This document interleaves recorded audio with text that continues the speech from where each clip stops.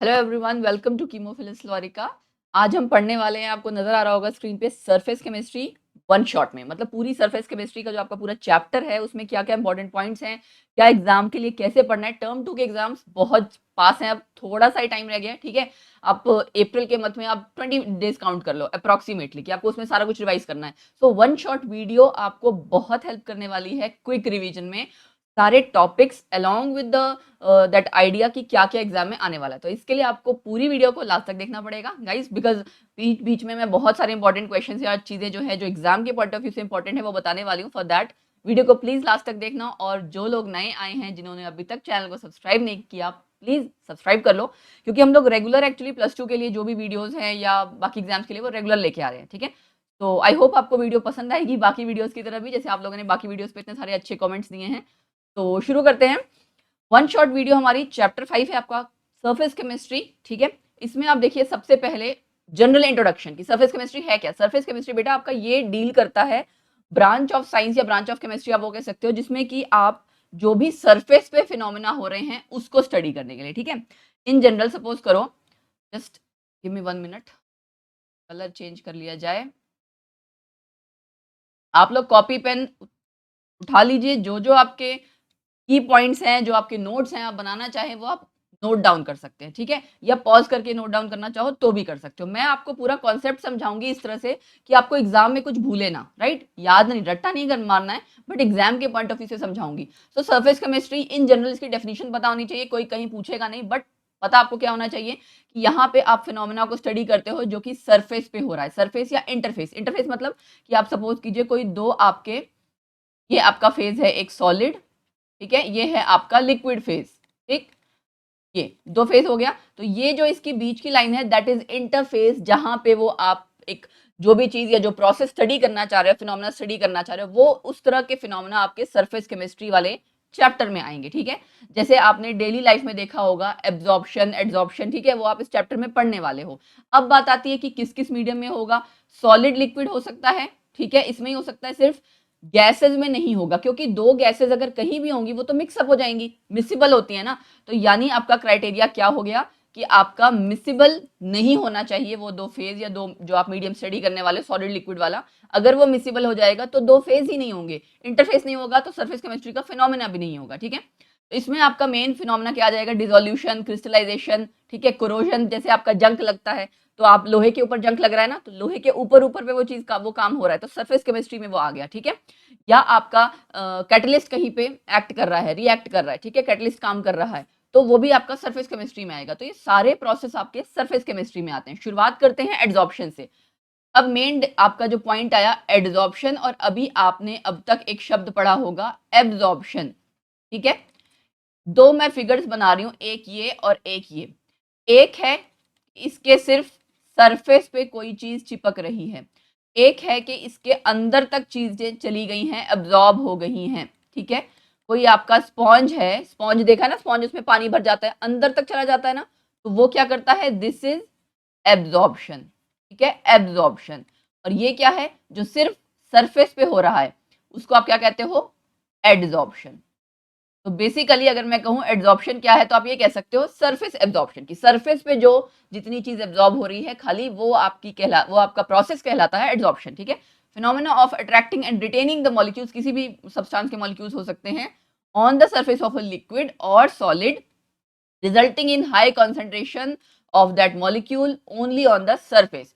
तो जब ये इसके सरफेस पे खाली चिपकेंगे मॉलिक्यूल्स, तो सरफेस पे उसकी कॉन्सेंट्रेशन बढ़ जाएगी, अंदर तक नहीं जाएगा। ठीक है, सो एड्सॉर्प्शन और एब्जॉर्प्शन में डिफरेंस बहुत पूछा जाता है, ये एग्जाम में आएगा ही आएगा, तो इसलिए आपको इसकी डेफिनेशन अभी मैं आगे देखो ये कराऊंगी क्या क्या होता है, ये कॉन्सेप्ट पूरा हम जो डिफरेंस वाला है मैं आपको पूरा बताऊंगी अभी। ठीक है, अब बात आती है कि एड्सॉर्बेट और एड्सॉर्बेंट, ये दो चीजें क्या है। अच्छा, एक टर्म एक्लूजन भी कई बार पूछा जाता है 1 मार्क्स में, adsorption of gases at metal surfaces, metal के सरफेस पे जो गैसेस का एड्सॉर्ब होना, उसके सरफेस पे एब्जॉर्ब होना, यानी जिसको आप एड्सॉर्प्शन वर्ड कहते हो, साइंस में हम उसको एड्सॉर्प्शन कहते हैं, उसके लिए वर्ड है ऑक्लूजन। ठीक है, तो ऑक्लूजन टर्म 1 मार्क्स में कई बार पूछ लिया जाता है, इसको पढ़ लेना अच्छे से।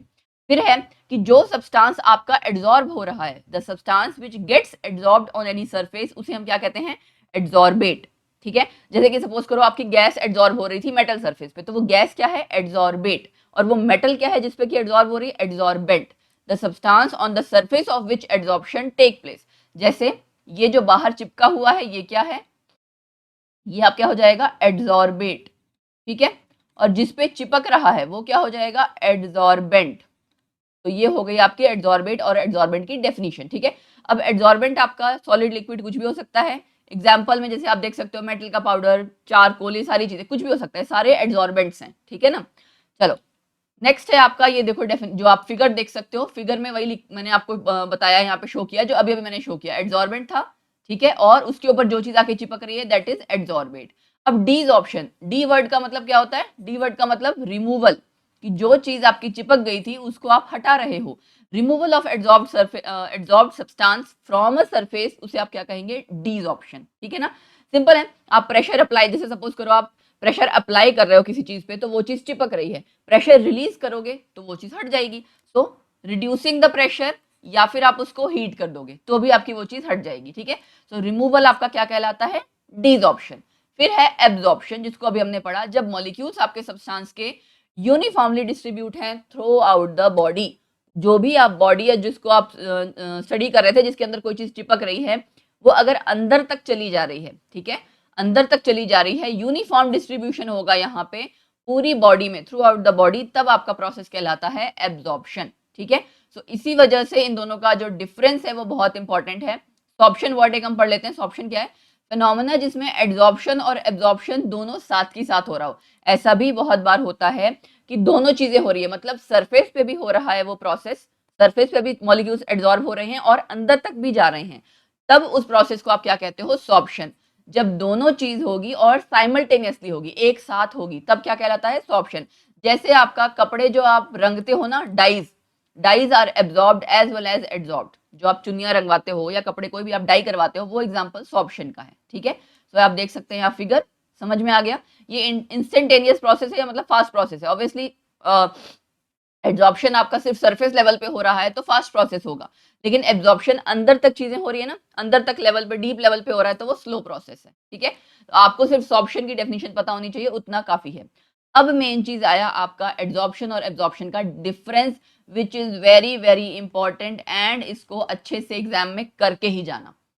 ये आपका सरफेस फेनोमेना है, ये कैसा फेनोमेना है, इट, आप ये भी लिख सकते हो, it concerns with the whole mass of the adsorbent, या it occurs throughout the body, ठीक है। आपको ये एक्सप्लेन करना है कि एक सरफेस फेनोमेना है और एक कहाँ है, पूरी बॉडी में ओवरऑल ये चीज जो प्रोसेस आप स्टडी कर रहे हो वो हो रहा होता है, ठीक है। It occurs in the whole throughout the body.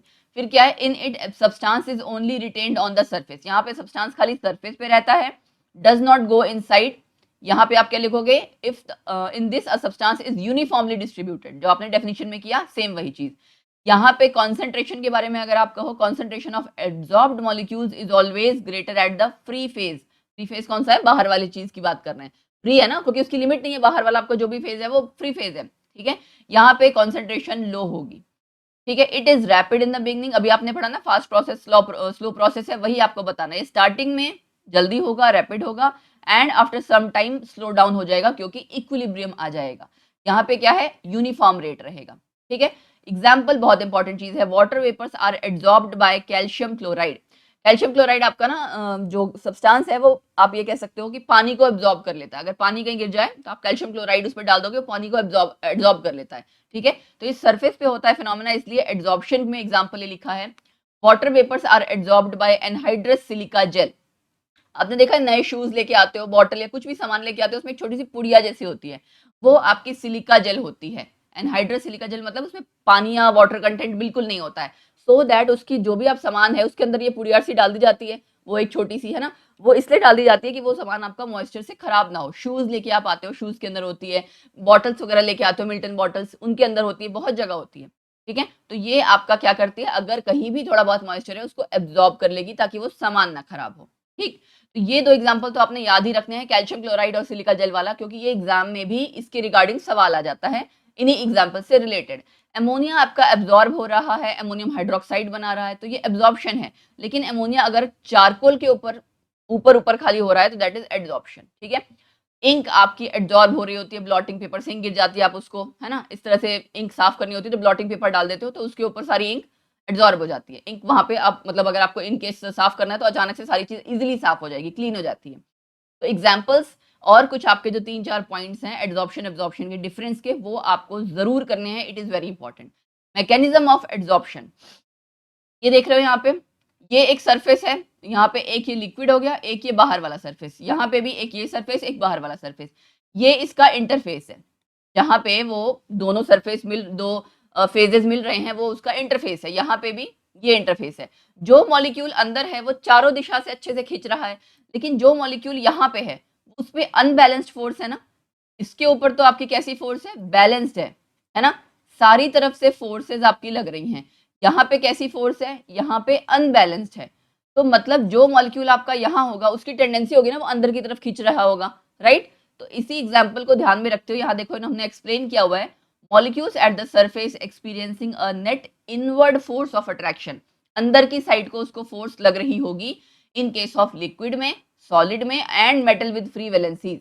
ये था आपका लिक्विड, ये था आपका सॉलिड, ये metal with free valencies. Free valency मतलब उनके कहीं ना कहीं बीच बीच में स्पेसेस खाली हैं, वहां पे कुछ जा सकता है ना। मेटल वाले में हम केस में बात करेंगे, बाद में बात करेंगे। इन जनरल सॉलिड लिक्विड में पहले समझ लो। तो सरफेस के एटम्स जो एड्सॉर्प्शन जो आपका ये पूरा प्रोसेस है उसमें जो खाली सरफेस वाले एटम्स हैं वो मेन रोल प्ले करते हैं, क्योंकि इन एटम के ऊपर क्या लग रही होती है, अनबैलेंस्ड फोर्सेस, ठीक है। जिसकी वजह से एक आप ये कह सकते हो इसकी वजह से रेजिडुअल्स या अनबैलेंस्ड फोर्स जो क्रिएट हो रही है ना, इसकी वजह से उनकी एक प्रॉपर्टी है कि वो अट्रैक्ट करेंगे इन मॉलिक्यूल्स को, वहीं पे रोक के रखेंगे। Liquids and solids have the property to attract and retain the molecules of a gas on their surface। कि मतलब उनकी एक अगर अनबैलेंस फोर्स लगे, अगर सपोज करो सारी जगह से बराबर ही है तो कोई प्रॉब्लम नहीं है ना, सिस्टम स्टेबल है। लेकिन अगर कहीं पे अनबैलेंस्ड फोर्स है तो एक आप ये कह सकते हो ना टेंडेंसी जनरेट हो जाती है कि हाँ अनबैलेंस्ड है तो उसको आपको बैलेंस करना है, या जो भी जो प्रोसेस है उसको कैरी करना है फर्दर। तो मैकेनिज्म एड्सॉर्प्शन का क्या है कि ड्यू टू दीज रेजिडुअल या अनबैलेंस्ड फोर्स, इस तरह की जो वो फोर्सेस जनरेट हो रही हैं कि मॉलिक्यूल चारों दिशा से अच्छे से नहीं, सबके ऊपर सब तरफ से फोर्सेस नहीं लग रही हैं, उसकी वजह से क्या होता है, सॉलिड्स या लिक्विड्स की एक प्रॉपर्टीज है कि वो अट्रैक्ट करती हैं और रिटेन करती हैं मॉलिक्यूल्स के, किसके, गैस के, या जो भी आप सब्सटेंस जिसको आप डिसॉल्व करवाना चाह रहे हो अपने सरफेस पे। तो यानी सरफेस पे ही वो खाली फिनोमिना हो रहा होता है। अंदर जो मॉलिक्यूल है उसके ऊपर चारों दिशा से फोर्स लग रही है, लेकिन जो सरफेस पे मॉलिक्यूल है उसके ऊपर चारों दिशाओं से फोर्स नहीं लग रही, अनबैलेंस्ड फोर्स है। अनबैलेंस होने के कारण वो सरफेस पे खाली फिनोमेना हो रहा है, क्योंकि लिक्विड्स और सॉलिड्स में वो प्रॉपर्टी है कि अगर कुछ ऐसा होता है तो मॉलिक्यूल्स को रिटेन करके रखता है, कहाँ पे, सरफेस पे, ठीक है। तो इसको आप अपनी लैंग्वेज में एक्सप्लेन कर सकते हो। फिर है आपकी कैरेक्टरिस्टिक्स एड्सॉर्प्शन की, ठीक है। एड्सॉर्प्शन की कैरेक्टरिस्टिक्स क्या है कि it refers to the existence of a high concentration of any particular component at the surface of liquid और सॉलिड फेस। ये हम पढ़ चुके हैं। जो पॉइंट्स आपने अभी तक समझे हैं ना एड्सॉर्प्शन के, वही कैरेक्टरिस्टिक्स में आएंगे। यहाँ पे क्या होता है, हाइयर कंसंट्रेशन होती है किसी एक पर्टिकुलर कंपोनेंट की जो कि सरफेस पे चिपक रहा है, किसी लिक्विड या सॉलिड फेस के सरफेस पे आके अटैच हो रहा है। Adsorption is invariably accompanied by evolution of heat. तो ये आपने ध्यान रखना है कि ये कैसा प्रोसेस है, एक्सोथर्मिक प्रोसेस। ये आपका दूसरा इंपॉर्टेंट क्वेश्चन है जो एग्जाम में 1 मार्क्स में आ जाता है, ठीक है। एक्सोथर्मिक प्रोसेस है तो डेल्टा एच कैसा हो जाएगा, ऑलवेज नेगेटिव, ठीक है। क्वेश्चन किसी भी तरह से पूछा जा सकता है, एक्सोथर्मिक है प्रोसेस या डेल्टा एच नेगेटिव होगा पॉजिटिव होगा, ये आपको पता होना चाहिए, ठीक है। इवोल्यूशन ऑफ हीट होती है जब आपकी गैस एब्जॉर्ब हुई, freedom of movement of molecules क्या हो गई, रिस्ट्रिक्ट हो गई ना। एंट्रोपी की टर्म्स में अगर हम बात करें, एंट्रोपी घटेगी या बढ़ेगी, ऑब्वियसली बात है, पहले आपके मॉलिक्यूल्स रैंडम थे, मूव कर सकते थे, लेकिन वो अगर किसी एक सरफेस पे आके अटैच हो जा रहे हैं, चिपक जा रहे हैं, वो रिस्ट्रिक्ट हो गई उनकी मूवमेंट, वो अब मूव नहीं कर सकते हैं, कहीं दूर दूर कहीं नहीं जा सकते, उनकी रैंडम मूवमेंट को रिस्ट्रिक्ट कर दिया गया। तो एंट्रोपी क्या हो गई, डिक्रीज हो गई। एंट्रोपी क्या होती है, एंट्रोपी होती है रैंडमनेस इन जनरल, है ना। तो एंट्रोपी आपकी यहाँ पे डिक्रीज हो गई। एंट्रोपी अगर डिक्रीज हो रही है मतलब डेल्टा एस क्या है, नेगेटिव। ये दूसरा पॉइंट भी आपको ध्यान रखना है, ठीक है। So adsorption is accompanied by decrease in enthalpy, पहला चीज आपने पढ़ा, and decrease in entropy of system. अब दोनों चीज जब डिक्रीज कर रहा हो तो इन जनरल डेल्टा जी भी डिक्रीज करेगा ही करेगा। डेल्टा जी का आपको फॉर्मूला पता है ना, कि आप उसको रिलेट करते हो delta H minus T delta S, है ना। तो डेल्टा एच और डेल्टा एस दोनों आ गए ना डेल्टा जी के फॉर्मूले में। तो इसकी वजह से अगर दोनों में चेंजेस आ रहे हैं, डेल्टा एच और डेल्टा एस में, तो गिब्स फ्री एनर्जी यानी कि डेल्टा जी उसमें भी डिक्रीज ही होगा, ठीक है। Adsorption is accompanied by decrease in, ये हमने पढ़ लिया। ठीक है।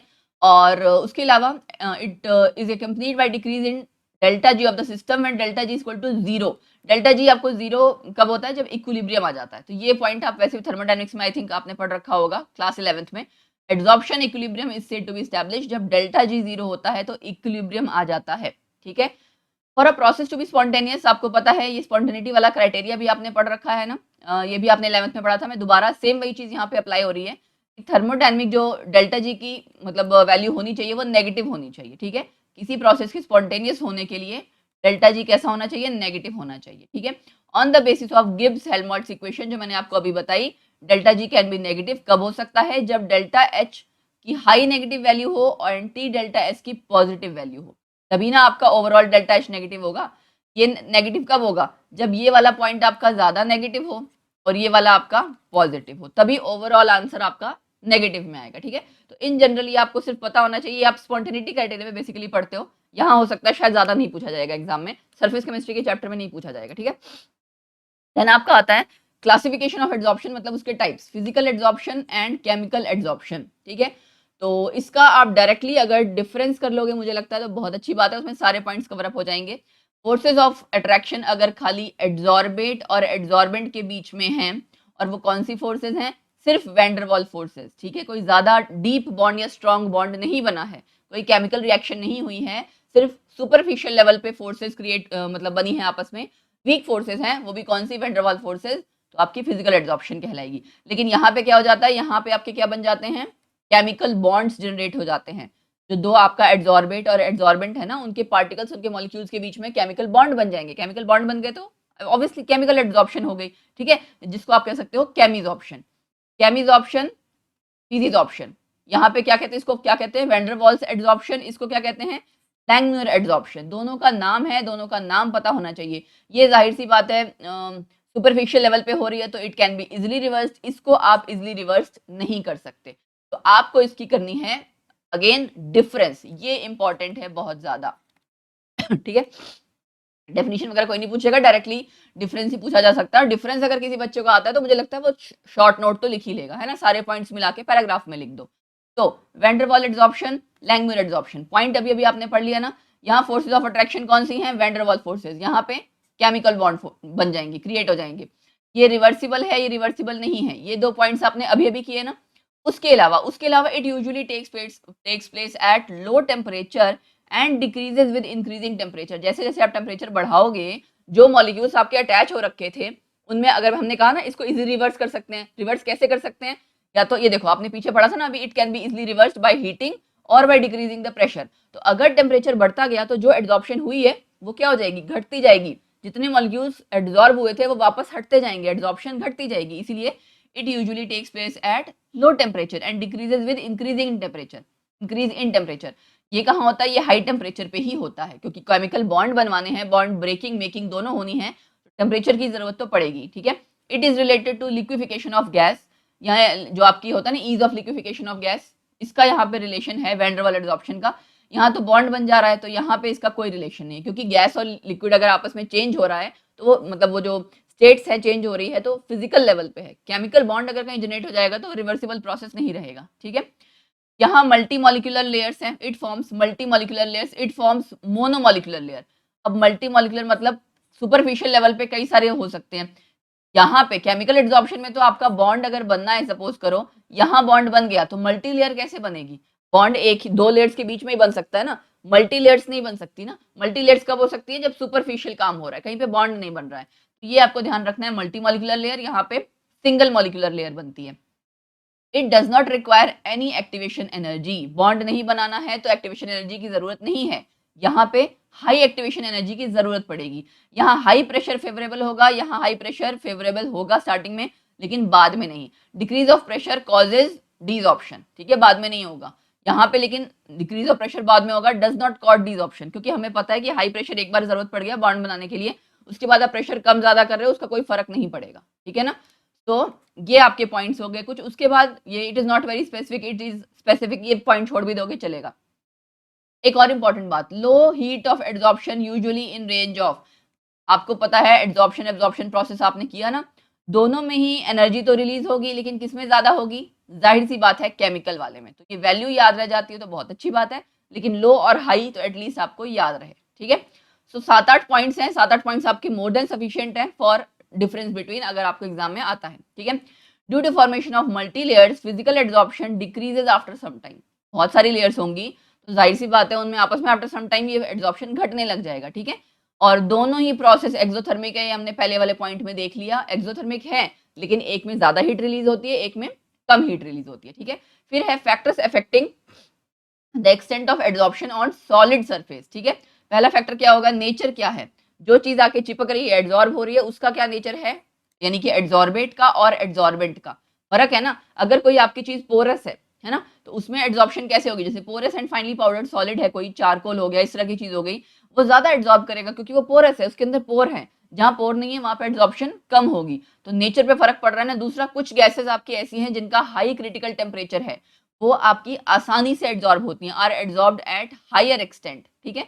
तो अगर कभी एग्जाम में आपको सपोज करो किसी कॉम्पिटिटिव एग्जाम में भी कोई दो गैसेस दिए हैं, दोनों का क्रिटिकल टेम्परेचर दिया और पूछ लिया जाए किसमें एड्सॉर्प्शन ज्यादा होगी, तो याद रखना जहां क्रिटिकल टेम्परेचर ज्यादा है वो वाली गैस ज्यादा एड्सॉर्ब होगी। पहला पॉइंट हो गया, ये आप देख सकते हो एग्जाम्पल में शो किया गया है, अलग अलग गैसेज उनकी वॉल्यूम कितनी एड्सॉर्ब हुई है और उसका कंपैरिजन किया गया है क्रिटिकल टेम्परेचर के साथ। तो जैसे जैसे क्रिटिकल टेम्परेचर बढ़ रहा है एड्सॉर्प्शन बढ़ रही है, एड्सॉर्प्शन बढ़ रही है मतलब ईज ऑफ लिक्विफिकेशन भी बढ़ रही है।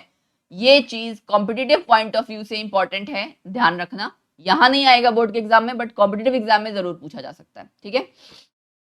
चलो, surface area of the solid absorbent, second point है, सेकंड फैक्टर कि सॉलिड एब्जॉर्बेंट का सरफेस एरिया कितना है। जितना ज्यादा सरफेस एरिया होगा उतना आसानी से एब्जॉर्प्शन होगी, ज्यादा सरफेस एरिया मिलेगा एक्सटेंट ऑफ एब्जॉर्प्शन ज्यादा होगी। तीसरा पॉइंट प्रेशर का, इंक्रीज इन प्रेशर, अभी हम पढ़ चुके हैं ना, इंक्रीज इन प्रेशर से क्या होगा, एब्जॉर्प्शन बढ़ेगा। लो टेम्परेचर पे आपका एक्सटेंट ऑफ एब्जॉर्प्शन इंक्रीज जल्दी करे, सपोज करो टेम्परेचर कम है, टेम्परेचर अगर ज्यादा होगा तो मॉलिक्यूल जो एड्सॉर्ब हो रहे हैं वो बार बार हटते भी जाएंगे, क्योंकि हम पढ़ चुके हैं कि अगर हम टेम्परेचर बढ़ाते हैं तो डिसऑर्प्शन होता है, राइट। सो लो टेम्परेचर पे एक्सटेंट ऑफ एड्सॉर्प्शन क्या होगा, ज्यादा होगा। लो प्रेशर पे एक्सटेंट ऑफ एड्सॉर्प्शन क्या होगा, डायरेक्टली प्रोपोर्शनल या ज्यादा ही होगा, लो डायरेक्टली प्रोपोर्शनल कहना चाहिए, ठीक है, लो प्रेशर के रिगार्डिंग। हाई प्रेशर पे क्या होगा, closer to the saturation vapour pressure of the gas adsorption tends to achieve a limiting value. एक लेवल भी आता है ना जहां बैलेंस क्रिएट हो जाता है, प्रेशर और टेम्परेचर दोनों चीज की जब आप बात कर रहे हो कि प्रेशर भी आपको चेंज कर रहे हो, आप टेम्परेचर भी चेंज कर रहे हो, तो एक आपका सैचुरेशन लेवल आ जाता है, उसकी बात की गई है। ये आप इफेक्ट ऑफ प्रेशर में इन जनरल अगर एग्जाम में बताओगे तो मुझे लगता है ज्यादा ठीक रहेगा, ज्यादा डिटेल में एक्सप्लेन करने की जरूरत नहीं है। आप ये बता सकते हो कि इंक्रीज इन प्रेशर से स्टार्टिंग में एब्जॉर्प्शन बढ़ेगा, बाद में अगर आप सपोज करो टेम्परेचर के पॉइंट बता सकते हो, ये 2 पॉइंट बता देना, it is more than sufficient I think, ठीक है। तो इफेक्ट ऑफ प्रेशर में आप इतना ही मेंशन करना। ये आप उसकी फिगर है देख सकते हो, यहाँ पे एक साइड प्रेशर लिया हुआ है हमने, एक साइड क्या लिया हुआ है, जो नाइट्रोजन गैस एड्सॉर्ब हो रही है उसकी वॉल्यूम ली गई है, ठीक है। और ये टेम्परेचर भी दिखाया गया है 0, -29, जैसे जैसे टेम्परेचर कम करते जा रहे हो ये आपका प्रेशर भी कम हो रहा है, और आप देख सकते हो क्या हो रहा है, वॉल्यूम बढ़ती जा रही है, मतलब वो ज्यादा किसकी वॉल्यूम, एड्सॉर्ब जो हो रहा है आपका नाइट्रोजन उसकी वॉल्यूम बढ़ती जा रही है। तो ये फिगर है जस्ट इफेक्ट ऑफ प्रेशर को, सॉरी ग्राफ है जस्ट इफेक्ट ऑफ प्रेशर को शो करने के लिए। फिर है इफेक्ट ऑफ टेम्परेचर, कि ये भी आप पढ़ चुके हैं, as adsorption is accompanied by evolution of heat. तो Le Chatelier principle, I hope equilibrium में सबने पढ़ा था कि किसी ली शैटलियर प्रिंसिपल क्या कहता है कि जो चेंजेस आपने अप्लाई किए उसके बाद जो उसका रिजल्ट आ रहा है उसको रिवर्ट करने के लिए, सपोज करो कहीं पे अगर आपकी रिएक्शन में कॉन्सेंट्रेशन प्रोडक्ट्स की बढ़ रही है तो ली शैटलियर प्रिंसिपल क्या कहता है कि आपकी रिएक्शन उस डायरेक्शन में जाएगी जहां पे प्रोडक्ट्स की कंसेंट्रेशन घटेगी। आपने क्या किया, आपने बढ़ाई, उससे क्या होगा, घटेगा, ठीक है। ली शैटलियर प्रिंसिपल के अकॉर्डिंग क्या होगा, रिड्यूस होगा।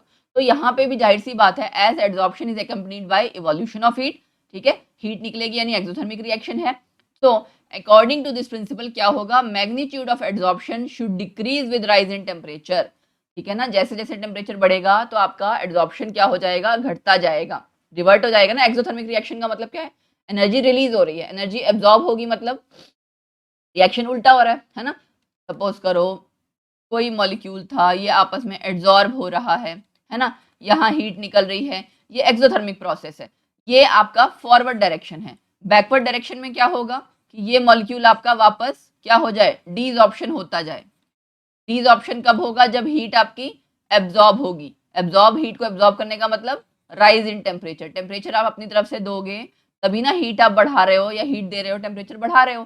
टेम्परेचर बढ़ा रहे हो तो मैग्नीट्यूड ऑफ एड्सॉर्प्शन डिक्रीज हो रहा है। क्यों? क्योंकि आपका वो जो अटैच हुए थे मॉलिक्यूल्स, जो एड्सॉर्ब हुए थे, वो अब हटने लगेंगे। ठीक है, सो सेम चीज है यहाँ पे जो आप अब तक पढ़ते आ रहे हो कि टेम्परेचर जैसे जैसे आप बढ़ाओगे डिसॉर्प्शन हो जाएगा, इफेक्ट ऑफ टेम्परेचर। ठीक है, जो हीट रिलीज होती है 1 मोल से, that is obviously heat of adsorption. फिर आपका मेन आता है एड्सॉर्प्शन आइसोथर्म, जो कि बहुत इंपॉर्टेंट है, इसको अच्छे से पढ़ लेना। ठीक है, एड्सॉर्प्शन आइसोथर्म।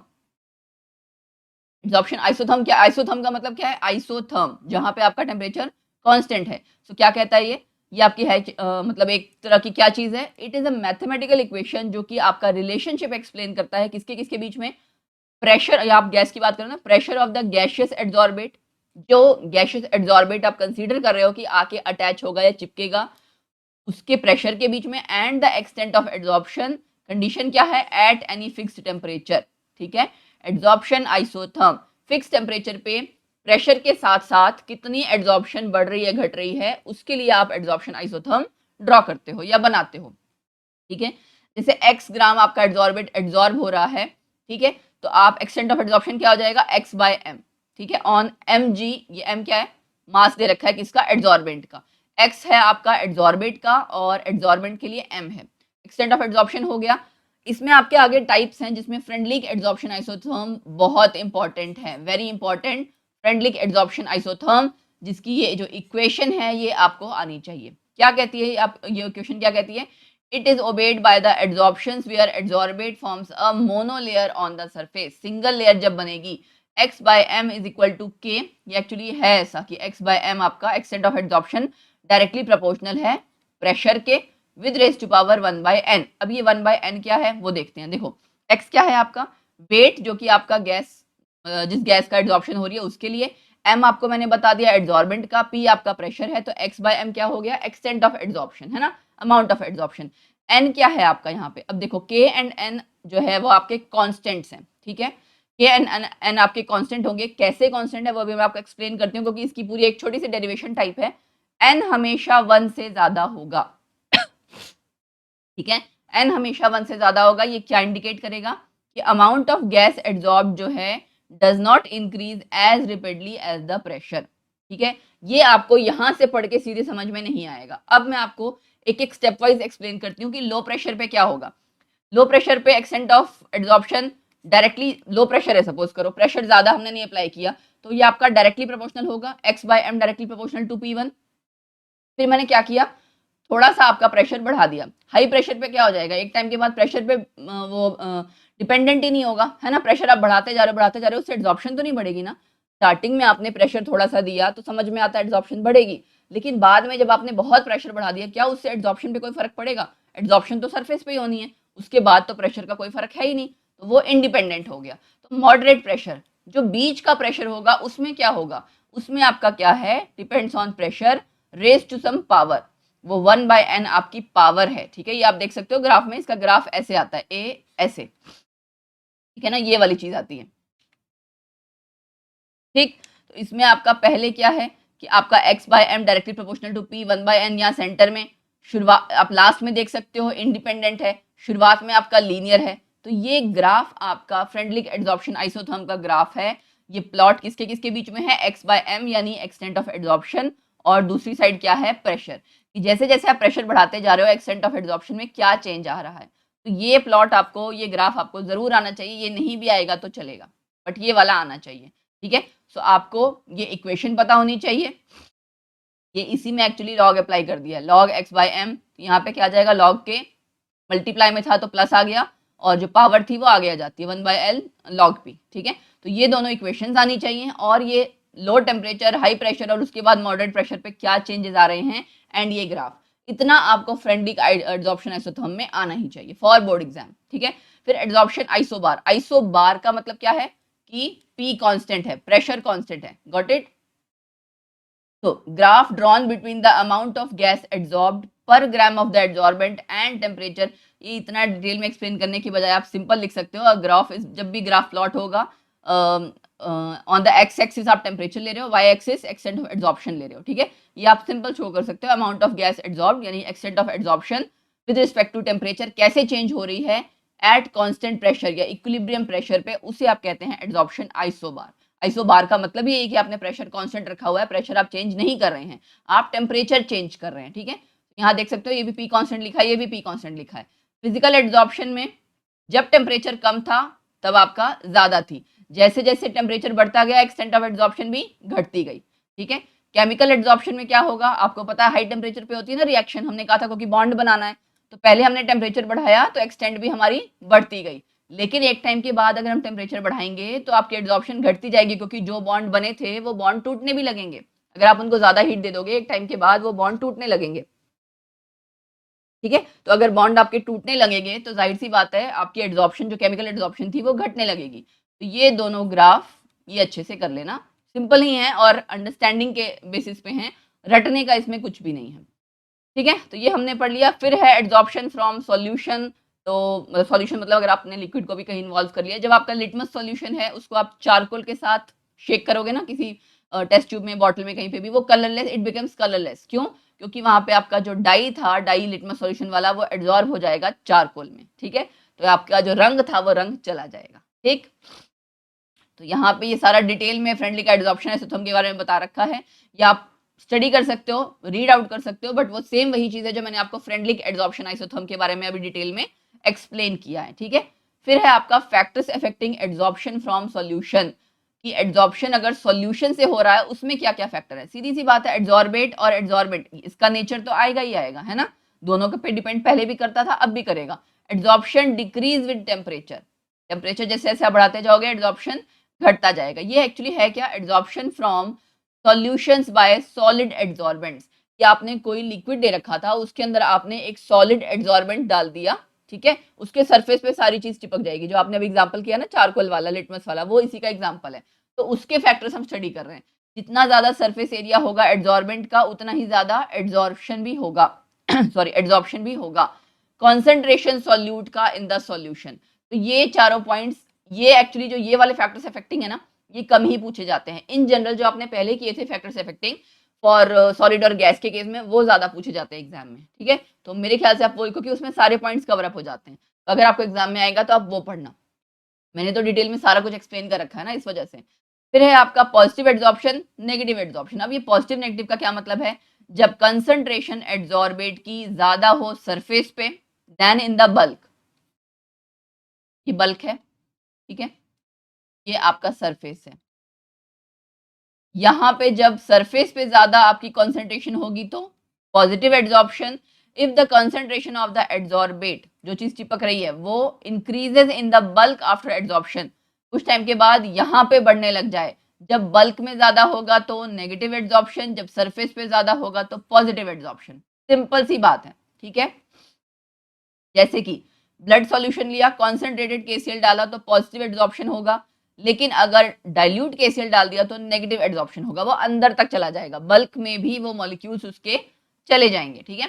फिर है एप्लीकेशंस एड्सॉर्प्शन की, डेली लाइफ में कहाँ यूज होता है, गैस मास्क, जो भी गैस के मास्क हैं उसमें आपका एक्टिवेटेड चारकोल होता है, ताकि कोई भी आपके जितने भी पॉइजनस गैसेज हैं या जो भी आपके डस्ट पार्टिकल्स हैं वो सब कुछ आके उस चारकोल पे, एक्टिवेटेड चारकोल पे स्टिक कर जाएं। तो ये एड्सॉर्प्शन का ही एग्जाम्पल है, ठीक है। फॉर डेसिकेशन और डीह्यूमिडिफिकेशन, कि आपका जो एक्स्ट्रा मॉइस्चर है वो खाली, कहीं पे भी आपको एक्स्ट्रा मॉइस्चर हटाना है तो आपको कि सपोज करो कोई रिएक्शन है जहाँ पे मॉइस्चर की जरूरत नहीं है ना, जहाँ वाटर वेपर्स बिल्कुल नहीं होने चाहिए, तो आप डेसिकेट करते हो ना, डेसिकेटर का यूज करते हो, जिसको आप कई बार बच्चे स्कूल में या लैब की बात करते हैं तो अवन बोल देते हैं, अवन नहीं होता, बेसिकली डेसिकेटर होता है वो। तो आप जो भी सब्सटेंसेस हैं जिनकी स्ट्रॉन्ग टेंडेंसी है टू एब्जॉर्ब वाटर, जैसे कि सिलिका मैंने आपको बता रखा है, या एल्यूमिना, इनका इस्तेमाल करते हो ताकि आप जो ह्यूमिडिटी है उसको हटा सको, राइट। सिलिका जेल आपने बहुत बार पढ़ रखा है तो इसको याद रखना। फिर है आपका high vacuum, production of high vacuum, अगर बहुत ज्यादा चारकोल को आप a bulk of charcoal cooled in liquid air, liquid air में बहुत ज्यादा आप उसको कूल कर लोगे, तो उसको वेसल के साथ जब आप कनेक्ट कर दोगे तो वो भी आपका एक तरह से which has already been exhausted as for, इसको आप ये वाला एग्जांपल में से रहने भी दोगे तो चलेगा, प्रोडक्शन ऑफ हाई वैक्यूम रहने दो, क्योंकि डेली लाइफ से आप इसको उतना एक्सप्लेन नहीं कर पाओगे, ठीक है। सो एग्जांपल्स वो पिक करो, एग्जांपल्स वो जिसको आप डेली लाइफ से कनेक्ट कर सको, ठीक है। जैसे गैस मास्क है, वो आप सपोज करो मास्क लगा रहे हो, वो तो आपको इजीली एक्सप्लेन कर सकते हो ना, एब्जॉर्ब हो रहे हैं डस्ट पार्टिकल्स या poisonous gases.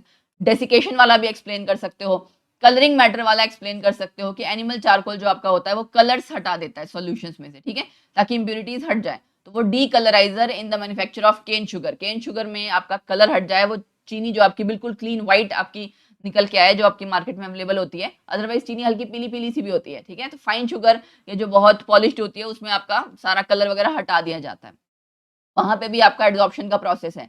Heterogeneous catalysis, catalysis में पूरा एड्सॉर्प्शन का प्रोसेस आता है, या आप कह सकते हो उसकी एप्लीकेशन है, ठीक है, क्योंकि सरफेस के लेवल पे आपके कैटलिस्ट आके अटैच हो रहे हैं, डिटैच हो रहे हैं। तो कैटालिसिस या हेट्रोजेनस कैटालिसिस जो ओवरऑल पूरा टॉपिक है वो भी एक इसकी एप्लीकेशन है, ठीक है। ये आपको डिटेल में कभी कई जगह आएगा, बट आपके जो टर्म 2 का सिलेबस है कैटालिसिस उसमें नहीं है, ठीक। जैसे एग्जाम्पल में आप देखो, ये बता देती हूँ मैं, फाइनली पाउडर्ड निकल है, हाइड्रोजनेशन ऑफ ऑयल्स में यूज होता है। जब भी आप एल्कीन को कन्वर्ट करते हो एल्केन में, डबल बॉन्ड से सिंगल बॉन्ड बन रहा है, आप कहते हो ना निकल प्लेटिनम कैटलिस्ट हमने यूज किया, वो यही है, एड्सॉर्प्शन की हेल्प से ही हो रहा है।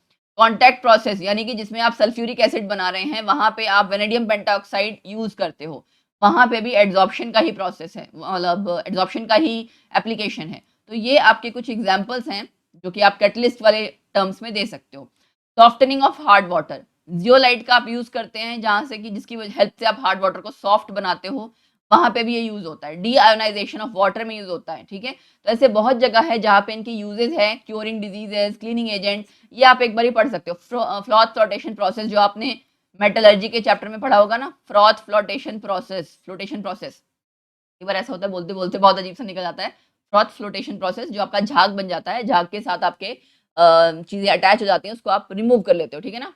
Foam form rises to the surface, surface पे आ जाता है, उसमें आपके मिनरल पार्टिकल्स होते हैं, ठीक है। और वो जो फ्रॉथ था वो आपका ऑयल के साथ वेटेड होता है, बाकी जो आपकी इंप्यूरिटीज हैं वो नीचे बैठ जाती हैं, ठीक है ना, वो पानी के साथ अटैच हो जाती हैं। तो ये भी आपका कॉन्सेंट्रेशन, मेटलर्जी में आपने पढ़ा होगा ना, कॉन्सेंट्रेशन ऑफ ओर, कि स्टार्टिंग में इंप्यूरिटीज हटाने के लिए उसको आप क्या कहते हो, कॉन्सेंट्रेशन ऑफ ओर। वहां पे भी जो आप ये प्रोसेस यूज कर रहे हो, ये वाला मेनली सल्फाइड्स के लिए होता था, सल्फर वाले ओर्स के लिए। तो ये देखो ना लिखा भी हुआ, low grade sulphide ore is concentrated by separating with using silica and all. तो यहाँ पे भी एड्सॉर्प्शन का रोल आ गया, ये आप देख सकते हैं। बहुत सारे एग्जाम्पल है डाइंग में, क्रोमेटोग्राफी में। क्रोमेटोग्राफी आजकल एक ऐसी टेक्निक है जो बहुत ज्यादा यूज हो रही है। तो ये सारे पॉइंट्स आपके बोर्ड वगैरह में नहीं पूछे जाएंगे, बट इन जनरल आपको इन सबके बारे में पता होना चाहिए, तो दैट आपको मल्टीपल चॉइस क्वेश्चन अगर कभी कहीं आए तो आप कर सको। Then comes the topic catalysis, जो कि टर्म 2 में नहीं है, बट मैं इन जनरल एक्सप्लेन कर दे रही हूँ थोड़ा बहुत, ठीक है। कैटालिसिस में कुछ नहीं है, रिएक्टेंट्स एंड कैटलिस्ट जब आपके सेम फेज में हैं, when the reactants and the catalyst are in the same phase, phase same होता है तो होमोजेनियस। अगर दो अलग अलग फेज में हैं, एक सॉलिड में है एक लिक्विड में, या एक लिक्विड में एक सॉलिड में गैस में, तो वो आपका हेट्रोजीनियस कैटालिसिस हो जाएगा। दो टाइप के कैटालिसिस होते हैं, होमोजीनियस एंड हेट्रोजेनेसिस, ठीक है। तो दोनों आपका मतलब ओवरऑल पूरा कैटालिसिस वाला आपका टॉपिक टर्म 2 में नहीं है, टर्म 2 में नहीं है। इन जनरल जो जी वगैरह के लिए तैयारी कर रहे हैं या नीट के लिए तैयारी कर रहे हैं, उनको पढ़ लेना चाहिए ये टॉपिक, ठीक है जी। तो आपको कुछ नहीं करना, यहाँ जस्ट एग्जाम्पल्स हैं। एग्जाम्पल्स किस चीज के हैं कि जैसे सल्फर डाइऑक्साइड सल्फर ट्राइऑक्साइड में कन्वर्ट हो रहा है, तो वहां पे आप ऑक्साइड ऑफ नाइट्रोजन का यूज कर रहे हो एज अ कैटलिस्ट, ठीक है। ऐसे ही कई तरह की आपकी रिएक्शंस हैं। केन शुगर वाली, केन शुगर को आप हाइड्रोलाइज कर रहे हो, कि शुगर को आप तोड़ रहे हो, तो आप सल्फ्यूरिक एसिड का यहाँ पे इस्तेमाल कर रहे हो, एंड ये दो पार्ट्स में टूट रहा है, ग्लूकोज एंड फ्रक्टोज, ठीक है। तो ये आपका सेम फेज में हो रहा था ना, रिएक्शन सारा कुछ सेम फेज में, रिएक्टेंट्स प्रोडक्ट्स वो सारी चीजें जो आप कैटलिस्ट यूज कर रहे हो, देख रहे हो सब में liquid liquid liquid same phase है, फेज डिफरेंट नहीं है, तो होमोजेनियस कैटलिस्ट। लेकिन अगर आपके रिएक्टेंट्स और कैटलिस्ट डिफरेंट फेजेस में है, कैटलिस्ट जो आप यूज कर रहे हो फाइनली पाउडर्ड है, सॉलिड फॉर्म में है, एंड बाकी आपका रिएक्टेंट्स लिक्विड फॉर्म में है, तो क्या हो जाएगा वो हेट्रोजेनियस कैटालिसिस। जैसे ये गैशियस में है और ये क्या है, ये सॉलिड की फॉर्म में है, तो ये क्या हो गया आपका हेट्रोजेनियस कैटालिसिस, ठीक है। तो ये जस्ट आपको एग्जांपल आना चाहिए। ये आप देख सकते हो, हेबर्ट्स प्रोसेस अमोनिया की प्रिपरेशन के लिए, ऑट्सवर्थ प्रोसेस, ये वाले आपके, तो ये जस्ट आपका आप ये कह सकते हो कि जो कॉम्पिटिटिव एग्जाम्स की तैयारी कर रहे हैं उनके लिए ये इंपॉर्टेंट है। पॉजिटिव कैटालिसिस, कि आपका जब रेट ऑफ रिएक्शन बढ़ रहा है, रेट ऑफ रिएक्शन बढ़ रहा है अगर आप फॉरेन सब्सटेंस की हेल्प से या कैटलिस्ट की हेल्प से, तो वो पॉजिटिव रिएक्शन है। लेकिन सपोज करो अगर इसका उल्टा हो जाए, इसका उल्टा क्या है, नेगेटिव कैटलिसिस, मतलब कि रेट ऑफ रिएक्शन घट जाएगा, तो वहां पे आपका जो कैटलिस्ट है वो कहलाता है नेगेटिव कैटलिस्ट, या इनहिबिटर भी आप उसे कहते हैं, इनहिबिटर भी कहते हैं, या नेगेटिव कैटालिसिस उस फिनोमेना को कहते हैं। तो दोनों के एग्जाम्पल पता होने चाहिए। This is also for competitive exam. मैं पहले ही बता रही हूँ कि जो चीज आपकी टर्म 2 की है, टर्म 2 में कैटालिसिस वाला प्रोसेस पूरा कैंसिल है, ठीक है। एक कैटालिसिस और एक इमल्शन, ये आपका इस बार सिलेबस में नहीं है, टर्म 2 के सिलेबस में नहीं है, ठीक। देन ये आप ऑटो कैटालिसिस का मतलब क्या है? ऑटो का मतलब पता ही चल रहा होगा, एक प्रोडक्ट जो है वो आपका खुद ही कैटलिस्ट की तरह काम कर रहा है। इस तरह की रिएक्शन में one of the product acts as catalyst. Initial stages में रिएक्शन स्लो है, आफ्टर सम टाइम रिएक्शन का रेट बढ़ जाता है। देखो एग्जांपल, देखो हम एग्जांपल से समझते हैं। ये रिएक्शन हो रही है ना, रेट ये क्या है? ऑक्सैलिक एसिड है ये। तो रेट ऑफ ऑक्सैलिक एसिड जब भी ये रिएक्ट कर रहा है पोटेशियम परमैंगनेट के साथ, पहले पहले बढ़ेगा, ठीक है ना, पहले बढ़ता जाएगा, ठीक है। एंड इसकी वजह से क्या होगा कि जो आपका ये मैंगनीज आयन, ये Mn+2 आयन है ना, ये रिएक्शन में जो बन रहा है ये ऑटो कैटलिस्ट की तरह काम करेगा। ऑटो कैटलिस्ट की तरह काम कैसे करेगा? मतलब रिएक्शन और आपकी बढ़ती जाएगी, ठीक है। सो ये आपका ऑटो कैटलिस्ट का आप एग्जाम्पल दे सकते हो, बाकी ये ज्यादा पूछा नहीं जाएगा। इंड्यूस कैटलिस्ट का मतलब कि आप इंड्यूस करवा रहे हो रिएक्शन को, ठीक है ना। When one reaction influences the rate of other reaction, एक रिएक्शन का असर जब दूसरी रिएक्शन पे पड़ रहा है तब वहां आपकी इंड्यूस्ड कैटालिसिस आ जाती है। ये सारी चीजें थोड़ा डिटेल में मैंने करा रखा है फॉर कॉम्पिटिटिव एग्जाम्स, क्योंकि जो बच्चे पढ़ने आते हैं कभी कभार उनको exam point of view and जो जी और नीट की तैयारी कर रहे हैं दोनों के लिए जरूरत होती है। तो उन बच्चों के लिए मैंने पीपीटी, ऑब्वियसली जब हम पीपीटी तैयार करते हैं तो कंबाइंड करते हैं ना, कई बार बच्चे अगर आए हैं तो उनको सारा मटेरियल मिले, ठीक है। तो ये मैं इसलिए स्किप कर रही हूँ फॉर द टाइमिंग कि आप ये पढ़ सकते हैं। कैरेक्टरिस्टिक्स कैटालिसिस की क्या है? मेन चीज ये है, ये अनचेंज्ड होता है, कभी केमिकल कॉम्पोजिशन या रिएक्शन में इन्वॉल्व नहीं होगा, ठीक है ना। कैटलिस्ट आपका इनिशिएट नहीं करता है रिएक्शन, सिर्फ उसकी रेट को बढ़ाता है, ठीक है।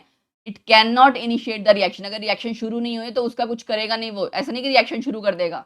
It is to alter the speed of the reaction, यानी कि रेट को वो चेंज करता है, रेट पे फर्क करता है, चेंज लाता है, लेकिन रिएक्शन की शुरुआत नहीं करेगा, स्टार्ट उसको नहीं करेगा, ठीक है, स्टार्ट कभी भी नहीं करेगा।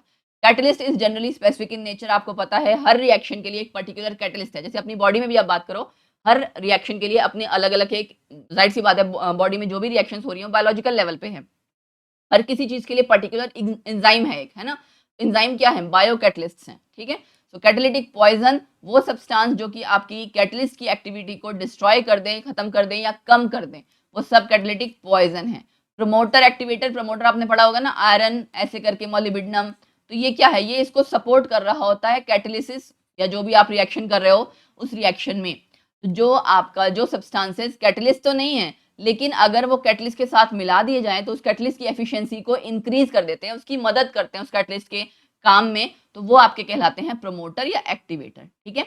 तो catalyst can not change the position of equilibrium, equilibrium की पोजीशन भी चेंज नहीं करेगा, वो सिर्फ रेट में चेंज लेके आता है। अब रेट में चेंज लाएगा तो रेट ऑफ फॉरवर्ड डायरेक्शन और बैकवर्ड डायरेक्शन दोनों पे इफेक्ट डालेगा। तो जब दोनों पे इफेक्ट डाला है तो इक्विलिब्रियम में तो चेंज नहीं आएगा ना, बराबरी से सेम एक्सटेंट से फॉरवर्ड रिएक्शन और बैकवर्ड रिएक्शन को चेंज करेगा या ऑल्टर करेगा। तो रेट को खाली चेंज करता है, रेट दोनों साइड का बराबर चेंज हो रहा है तो इक्विलिब्रियम में चेंज नहीं आएगा, ठीक है। तो ये था आपका ये जो डायग्राम है, ये बहुत इंपॉर्टेंट डायग्राम है कंपटीशन वाले बच्चों के लिए, है ना, कि आपका रिएक्टेंट से प्रोडक्ट चेंज हो रहा है तो एनर्जी बैरियर था, है ना। यहाँ कैटलिस्ट की ये आपका कैटलिस्ट की मदद से देख सकते हो रिएक्शन आसानी से होगी ये वाला। और ये यहाँ पे क्या है? अनकैटलाइज्ड कॉम्प्लेक्स, कैटलिस्ट नहीं था तो ज्यादा एनर्जी देनी पड़ी, तो ये जो आपकी एक्स्ट्रा एनर्जी देनी पड़ी ना, ये आपको नहीं देनी पड़ती है अगर आप कैटलिस्ट यूज कर लो। मतलब बेसिकली कैटलिस्ट क्या कर देता है? लोअर्स द एक्टिवेशन एनर्जी, है ना। तो वो बैरियर जो है कि एनर्जी आपको ज्यादा चाहिए, वो एनर्जी ये कम कर देता है, जिसकी वजह से रिएक्शन आपकी जल्दी या आसानी से हो जाती है, ठीक है। Theories of catalysis, collision theory है, तो ये मैं आपको सजेस्ट करूंगी खुद पढ़ लेना, मैंने इसकी पीपीटी में ऑलरेडी बना रखा है, खुद इसलिए पढ़ लेना क्योंकि ये टर्म 2 के लिए नहीं है। कोलिजन थ्योरी का मतलब क्या है? चलो शॉर्ट में बता देती हूँ। एक रिएक्शन आपकी इफेक्टिव कोलिजन की वजह से होती है, रिएक्टेंट्स जो आपके जो भी हैं, दो आपने रिएक्टेंट्स ले रखे हैं, 3 ले रखे हैं, वो आपस में अगर प्रॉपर तरीके से कोलाइड कर रहे होंगे तो ही आपकी रिएक्शन होगी। इन शॉर्ट अगर सबसे सिंपल लेमैन लैंग्वेज में समझाना चाहूँ तो कोलिजन थ्योरी यही है, a reaction occurs on account of effective collisions, ठीक है। तो रिएक्टिंग मॉलिक्यूल्स के बीच में या रिएक्टेंट्स के बीच में अगर इफेक्टिव कोलिजन होगी तभी, तो उसके लिए क्या होना चाहिए कि molecules must possess a minimum amount of energy, at least थोड़ी बहुत एनर्जी तो होनी चाहिए, तभी वो रिएक्ट कर पाएंगे ना। वो एनर्जी क्या कहलाती है? Activation energy. आफ्टर कोलिजन क्या होगा? एक एक्टिवेटेड कॉम्प्लेक्स बनता है जिससे कि आगे फर्दर प्रोडक्ट्स बनते हैं। ये देख सकते हो, एक्टिवेशन एनर्जी डिक्रीज हो गई, EA/RT decrease minus EA/RT increase, minus वाली वैल्यू जाहिर सी बात है इंक्रीज कर जाएगी ना। तो ये आपका बेसिकली रिएक्शन कैसे स्पीड अप होती है वो दिखाया गया है कि E A by R T collision theory की ना एक आई थिंक वो, चलो ये एक्चुअली सिलेबस में नहीं है वरना मैं डिटेल में पढ़ाती। ये एक्टिवेशन एनर्जी के बारे में बात करी जा रही है कि एक्टिवेशन एनर्जी आपकी डिक्रीज हो गई ना जब आप कैटलिस्ट का इस्तेमाल करते हो, तो विद रिस्पेक्ट टू टेम्परेचर क्या चेंजेस आ रहा है उसके लिए पूरा ये वो फॉर्मूला होता है ई ए बाय आर टी, ठीक है। उसके ऊपर बेस्ड है ये कि E A by R T भी घटेगा, माइनस अगर लगा दोगे तो इंक्रीज हो जाएगा। ये अर्हेनियस इक्वेशन है पूरी, बेसिकली उसके साथ ये अटैच किया जा रहा है, ठीक है। तो टर्म 2 वाले इसको मत पढ़ना, मैं फिर से कह रही हूँ, कॉम्पिटिटिव वालों के लिए है ये। तो ई A by R T minus वाले में इंक्रीज कर जाएगा। अब ये एक्सपोनेंशियल फॉर्म में अगर आप इसकी पावर की फॉर्म में लोगे तो इसका मतलब ये भी इंक्रीज हो रहा है, राइट।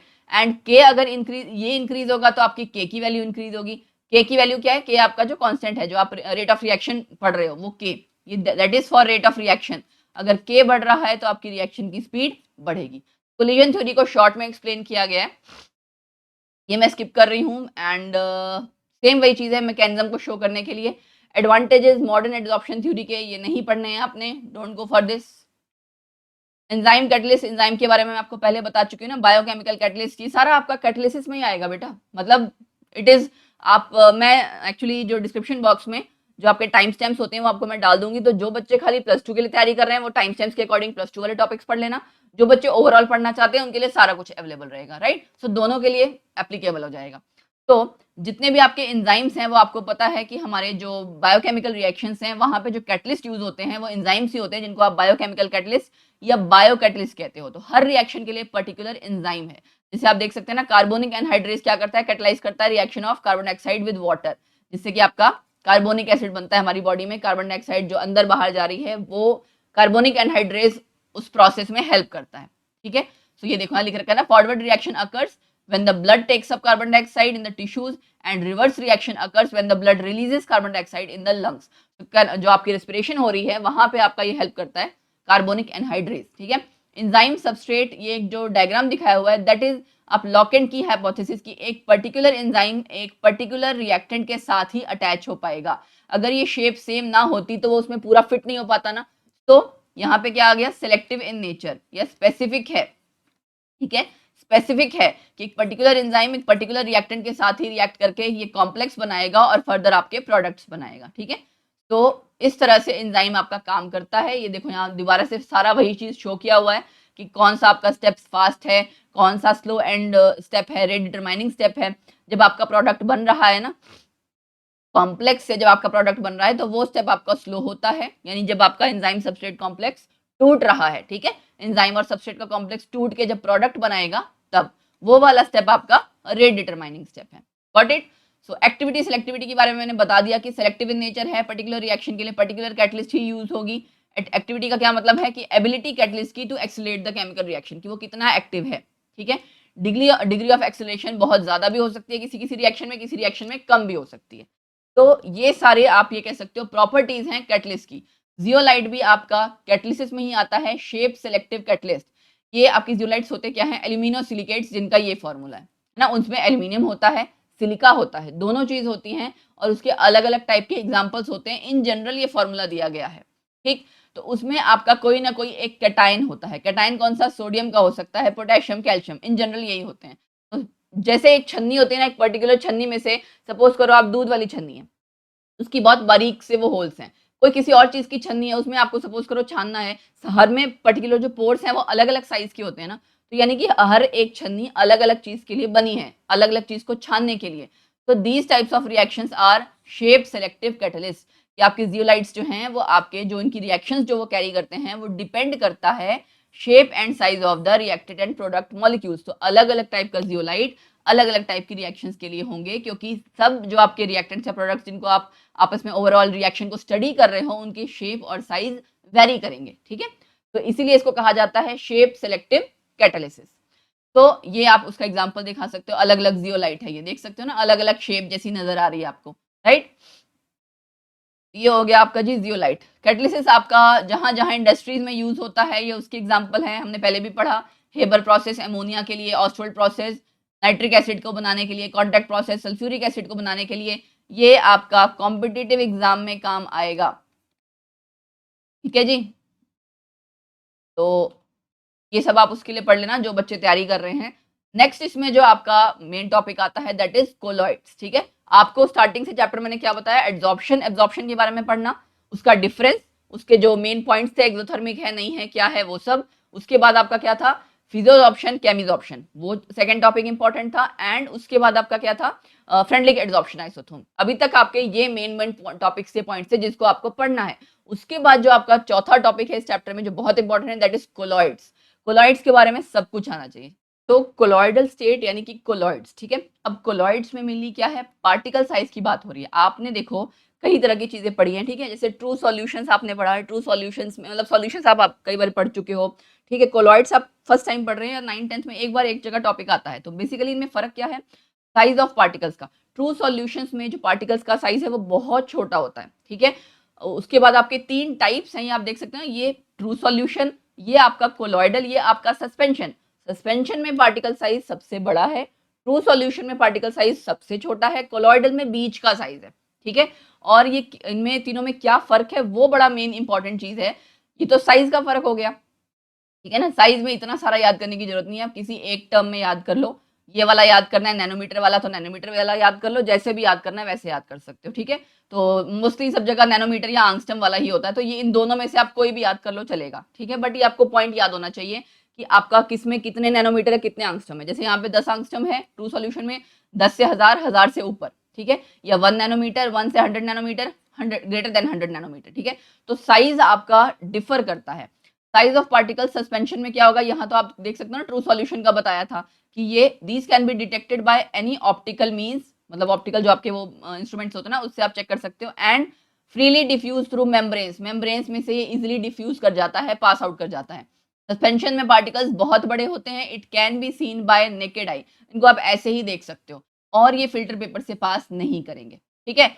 तीसरा आपका आता है कोलॉइड। तो अब इनमें तीनों में डिफरेंस देखो, नेचर क्या है इसका, एक जैसा। अब पार्टिकल्स बहुत छोटे छोटे हैं, एक जैसा फेस नजर आएगा, ये होमोजेनियस है, ये दोनों हेट्रोजेनियस है। दूसरा पॉइंट आपका पार्टिकल साइज का आ गया, ठीक है, पार्टिकल साइज का। तीसरा पॉइंट आपका कि किसको कौन कौन है जो फिल्टर पेपर को पास कर पाएगा, कौन नहीं कर पाएगा।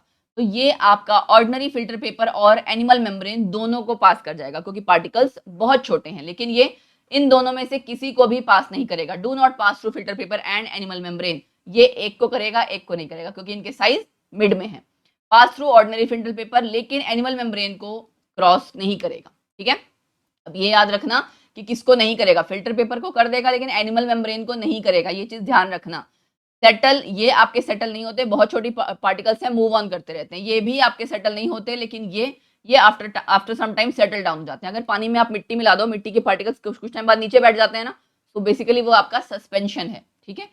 फिर क्या है आपका विजिबिलिटी, पार्टिकल्स इसके इनविजिबल है क्योंकि बहुत छोटे हैं। इसके पार्टिकल्स स्कैटरिंग में नजर आएंगे। सपोज करो एक आपने कांच का ग्लास था या कोई बर्तन लिया, उसमें पानी भरा, उसमें से जब आप लाइट पास करोगे ना, या तो वो आपको पार्टिकल्स नजर आ रहे हैं। Scattering of light is by the particles is observed under ultra microscope, उसमें आप देख सकते हो, ठीक है। या आपने कभी, अगर मैं डेली लाइफ का एग्जांपल दूं, बंद कमरे में टॉर्च जलाई हो, तो टॉर्च जितनी, सपोज करो आपने टॉर्च जलाई, ठीक है, टॉर्च जितने एरिया में जा रहा होगा, यहाँ पे आपको पार्टिकल्स ऐसे हिलते डुलते से नजर आ रहे होंगे।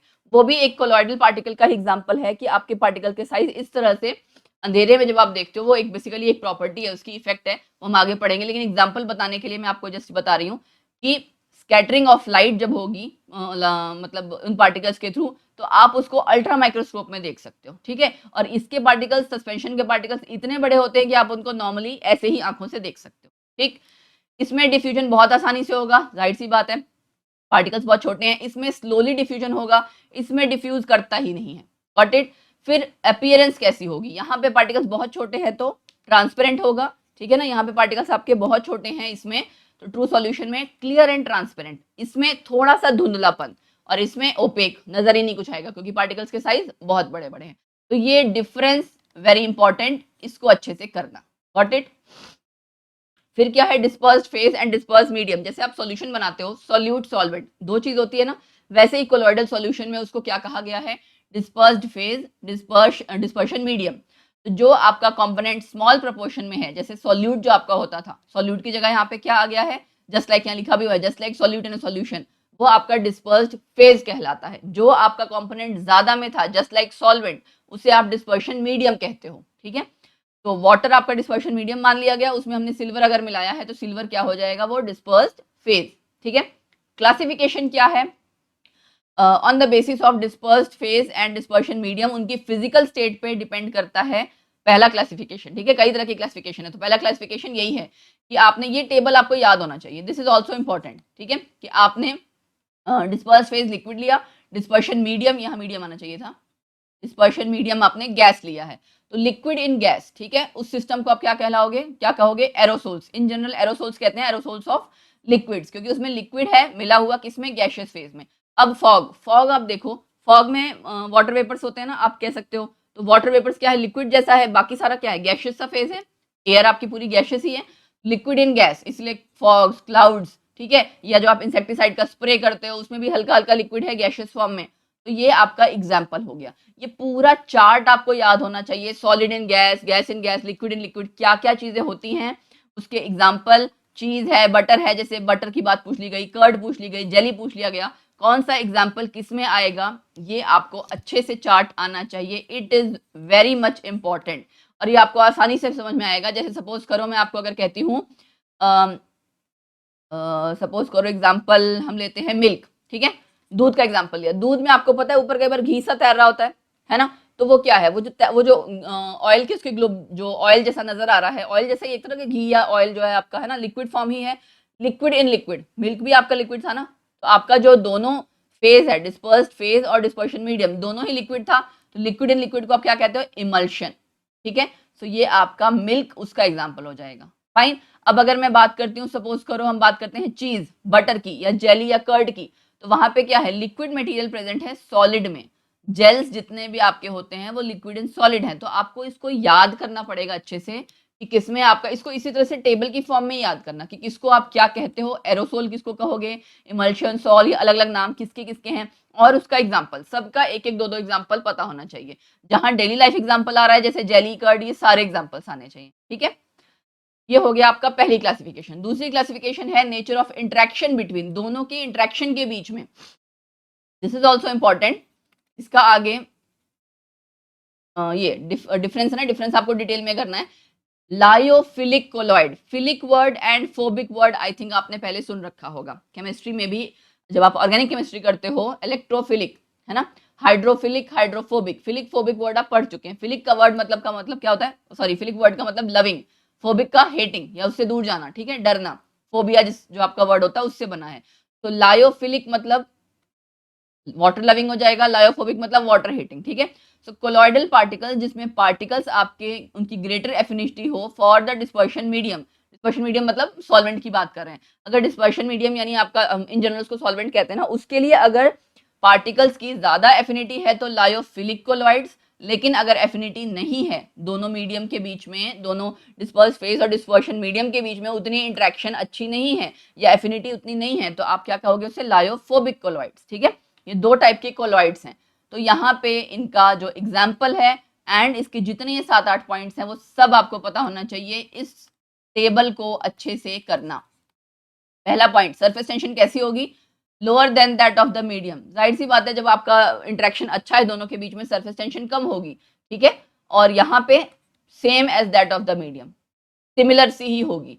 फिर विस्कोसिटी यहाँ पे ज्यादा होगी क्योंकि वो आपस में अच्छे से घुले मुले हैं, और लायोफोबिक में same as that of medium, dispersion medium की बात हो रही है यहाँ पे, मीडियम का मतलब डिस्पर्शन मीडियम, ठीक है। रिवर्सिबल रिएक्शन है, यहाँ इरिवर्सिबल है, इसकी स्टेबिलिटी ज्यादा होती है लायोफिलिक की, इसकी कम होती है। पार्टिकल्स यहाँ पे डिटेक्ट आप नहीं कर सकते हो क्योंकि आपस में अच्छे से उनकी इंटरेक्शन है, यहाँ पे पार्टिकल्स अल्ट्रा माइक्रोस्कोप में डिटेक्ट हो जाते हैं क्योंकि उनकी डिस्पर्स्ड फेज और डिस्पर्शन मीडियम की आपस में इंटरेक्शन अच्छी नहीं है, ठीक है। माइग्रेशन, माइग्रेशन वाला पॉइंट आप हटाना चाहो तो भी हटा सकते हो, बाकी देख लेना, आपकी मर्जी है, क्योंकि 7-8 पॉइंट्स इसीलिए होते हैं कि बच्चा अगर भूल जाए तो कोई भी 6 पॉइंट्स याद कर सके। पार्टिकल्स में माइग्रेट इन ईदर डायरेक्शन और do not migrate in an electric field, ठीक है। यहाँ पे पार्टिकल्स माइग्रेट करते हैं टुवर्ड्स कैथोड और anode because they carry charge, यहाँ पे चार्ज होता है, यहाँ पे चार्ज नहीं होता, मेन बात तो ये है, ठीक है। फिर addition of smaller quantity of electrolyte has little effect, यहाँ पे क्या हो जाएगी, कोएगुलेशन, कोएगुलेशन का मतलब जैसे आपने उसमें कोई इलेक्ट्रोलाइट डाला तो जो भी आपके पार्टिकल्स हैं वो थक्का थक्का सा, मतलब इस तरह से कोएगुलेट कर जाएंगे, इकट्ठे से हो जाएंगे, ठीक है, मॉलिक्यूल्स इकट्ठे से हो जाएंगे, स्मॉल ग्लोब्यूल्स जैसे से बना देंगे, जैसे आपने देखा होगा ना, आपने माइसिली फॉर्मेशन की बात की, पढ़ रखा होगा, वो वाली चीज आ जाएगी, कोएगुलेशन हो जाएगी, ठीक है। एक्सटेंसिव हाइड्रेशन टेक्स प्लेस, यहाँ पे कोई हाइड्रेशन, अब जैसे यहाँ पे बहुत सारे पॉइंट्स आपको ऐसे लग रहे होंगे जहाँ पे कि मुश्किल से हैं, उनको आप मतलब क्विट कर सकते हो, हाइड्रेशन वाला पॉइंट आप हटा सकते हो, चलेगा, ठीक है ना, ये आप माइग्रेशन वाला पॉइंट भी हटा सकते हो, ये दो हटा देना, बाकी सब कर लेना। बाकी एग्जांपल जो गम, जेलेटिन, स्टार्च वगैरह है, ये आपका लायोफिलिक में आता है। जो आपका मेटल्स वाला है या हाइड्रोक्साइड्स बनते हैं, वो आपके लायोफोबिक में आते हैं, ठीक है, उनमें इंटरेक्शन उतनी अच्छी नहीं होती है। तीसरी आपकी क्लासिफिकेशन है किस टाइप में, depending upon the type of particles of the dispersed phase, की डिस्पर्स्ड फेज के कैसे पार्टिकल्स हैं, मल्टी मॉलिक्यूलर कोलॉइड्स है, मैक्रोमोलिकुलर कोलॉइड्स, और इसमें आपका तीसरा आता है एसोसिएटेड कोलॉइड्स, जिसमें कि माइसिली फॉर्मेशन होती है। तीन तरह के कोलॉइड्स हो गए ना, ठीक है। मल्टी मॉलिक्यूलर में क्या होगा, जब डिसोल्यूशन होगी एटम्स या स्मॉलर मॉलिक्यूल्स जो हैं वो एग्रीगेट कर जाते हैं, पास पास आ जाते हैं to form particles of colloidal dimension, तो वो आपका कहलाता है मल्टी मॉलिक्यूलर कोलॉइड्स। इसमें भी बेसिकली साइज का ही रोल है कि डिस्पर्स्ड फेज जो है जब वो एग्रीगेट्स बनाते हैं, इकट्ठे हो जा रहे हैं, तो आपका जो मॉलिक्यूल का साइज है वो लेस देन 1 नैनोमीटर है, लेस देन 1 नैनोमीटर, ठीक है, वो आपका कहलाता है मल्टी मॉलिक्यूलर कोलॉइड्स। इसमें फोर्सेस कैसी होती हैं, वैंडरवॉल फोर्सेस, तो बेसिकली इसमें लायोफिलिक कैरेक्टर ही आ जाएगा, जो आपने लायोफिलिक वाला पढ़ा ना अभी, सेम वैसे ही पार्टिकल्स का साइज बहुत ज्यादा, एग्रीगेट्स का साइज, पार्टिकल्स नहीं बोलना चाहिए, एग्रीगेट्स जो इकट्ठे हो गए हैं, जो मॉलिक्यूल्स एक साथ, एक सपोज करो कई सारे छोटे छोटे मॉलिक्यूल्स हैं, वो इकट्ठे होकर एक बॉल सी बना दे रहे हैं, एग्रीगेट कर जा रहे हैं, ठीक है, वो जुड़ने के बाद भी आपका जो उसका साइज है 1 नैनोमीटर से कम ही होगा, तब आपका कहलाता है मल्टी मॉलिक्यूलर। मैक्रो नाम से ही पता लग रहा है कि यहाँ पे सब्सटेंसेस कैसे होंगे, हैविंग बिग साइज मॉलिक्यूल्स, ठीक है, तो यहाँ पे जो आपका डिसोल्यूशन फॉर्म होगा, it lies in the colloidal range का, कोलॉइडल रेंज का मतलब इससे थोड़ा 1 नैनोमीटर से बड़ा आ जाएगा, ठीक है ना, और इन्हें हम क्या कहेंगे, मैक्रोमोलिक्यूलर कोलॉइड्स, ठीक। पॉलीमर्स जैसे आपके आ जाते हैं, पॉलीमर्स में आपके हाई मॉलिक्यूलर मासेस है ना, जितने भी आपके एंजाइम्स, प्रोटीन्स वगैरह हैं, वो सब इसमें आएंगे, ठीक है, तो एग्जाम्पल आपको सारे अच्छे से आने चाहिए, क्योंकि एग्जाम्पल का ही मेन रोल है, एग्जाम्पल याद रहते हैं तो आप डेफिनेशन लिख पाते हो। तीसरा है आपका एसोसिएटेड कोलॉइड्स, जिसमें आपके सब्सटेंसेस डिसॉल्व तो हैं किसी मीडियम में, वो नॉर्मल इलेक्ट्रोलाइट की तरह भी बिहेव कर रहे हैं लो कंसंट्रेशन पे, लेकिन जैसे ही कंसंट्रेशन बढ़ेगी वो इकट्ठे हो जाते हैं, जब कंसंट्रेशन कम है तो बिल्कुल नॉर्मल बिहेव कर रहे हैं, लेकिन जब आपका but behave as colloidal particles, जैसे ही कंसंट्रेशन बढ़ती है वो कोलॉइडल पार्टिकल्स की तरह बिहेव करने लग जाते हैं, एग्रीगेट्स हो जाते हैं, जैसा कि आपका बनता है माइसिली। जब आप सोप्स एंड डिटर्जेंट्स का आपने टॉपिक पढ़ा होगा, वो वॉशिंग वाला पढ़ा होगा कि पानी में जो डस्ट है वो कैसे साफ होती है, किसी कपड़े पे अगर अटैच होती है, वहां पे आपने पढ़ा होगा माइसिली फॉर्मेशन, है ना। देखो मैं आपको एग्जाम्पल वो दिखाती हूँ, फिगर, ये देखो, ये वाला था ना, ये आपने पहले भी पढ़ रखा है ना, माइसिली फॉर्मेशन, कि माइसिली कैसे बनती है, जो आपकी ग्रीस थी, कपड़े के ऊपर ग्रीस लगी हुई है, उसके ऊपर साबुन आके अटैच हो रहा है, तो ये डस्ट जो है वो पूरी आपका जो कपड़े से उसको डिटैच कर देता है, तो इस तरह से आपका कपड़ा साफ होता है, cleansing action of soap basically कहना चाहिए, क्लींजिंग एक्शन ऑफ सोप में ही आता है। तो माइसिली वाला एग्जाम्पल किस में आया आपका, इसमें एसोसिएटेड कोलॉइड्स में।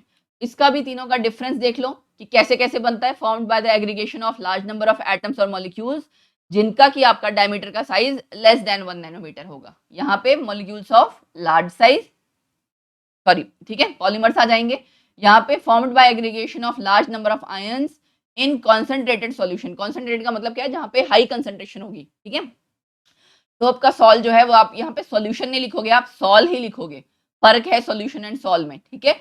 यहाँ मॉलिक्यूलर मासेस ज्यादा हाई नहीं होते, नॉट वेरी हाई, यहाँ पे हाई मॉलिक्यूलर मासेस हैं, यहाँ पे जनरली हाई होते हैं, ठीक है। देयर एटम्स, यहाँ पे वैंडरवॉल फोर्सेज हैं, यहाँ पे कैसी फोर्सेज हैं, due to long chain van der Waals forces जो हैं वो स्ट्रांग हो जाती हैं, फोर्सेज वैंडरवॉल ही हैं लेकिन काफी स्ट्रांग हैं। यहाँ पे higher is the concentration greater will be the force, जितनी ज्यादा कंसंट्रेशन होगी उतनी ज्यादा फोर्स होगी, ठीक है, उस पर डिपेंड करेगा। तो माइसिली फॉर्मेशन, आपका माइसिली फॉर्मेशन क्या था, माइसिलीज आपके क्या है, क्लस्टर्स या aggregated particles formed by the association of colloid in solution, colloid का जब आप सॉल्यूशन में अगर आप उसको देखो कि वो पार्टिकल्स इकट्ठे हो जा रहे हैं, ठीक है, जब सबसे ज्यादा एग्जांपल कहाँ देखा जाता है माइसिलीज का, सोप्स एंड डिटर्जेंट्स में, ठीक है, तो माइसिलीज आप क्या कह सकते हो, क्लस्टर है एक तरह का, एग्रीगेटेड पार्टिकल्स की, पार्टिकल्स इकट्ठे हो गए हैं कहीं पे, ठीक है। अब एक टेम्परेचर आता है Krafft temperature, formation of micelle takes place above a particular temperature, जिस टेम्परेचर के ऊपर माइसिली की फॉर्मेशन होती है, ठीक है, वो टेम्परेचर आपका कहलाता है क्राफ्ट टेम्परेचर, ठीक।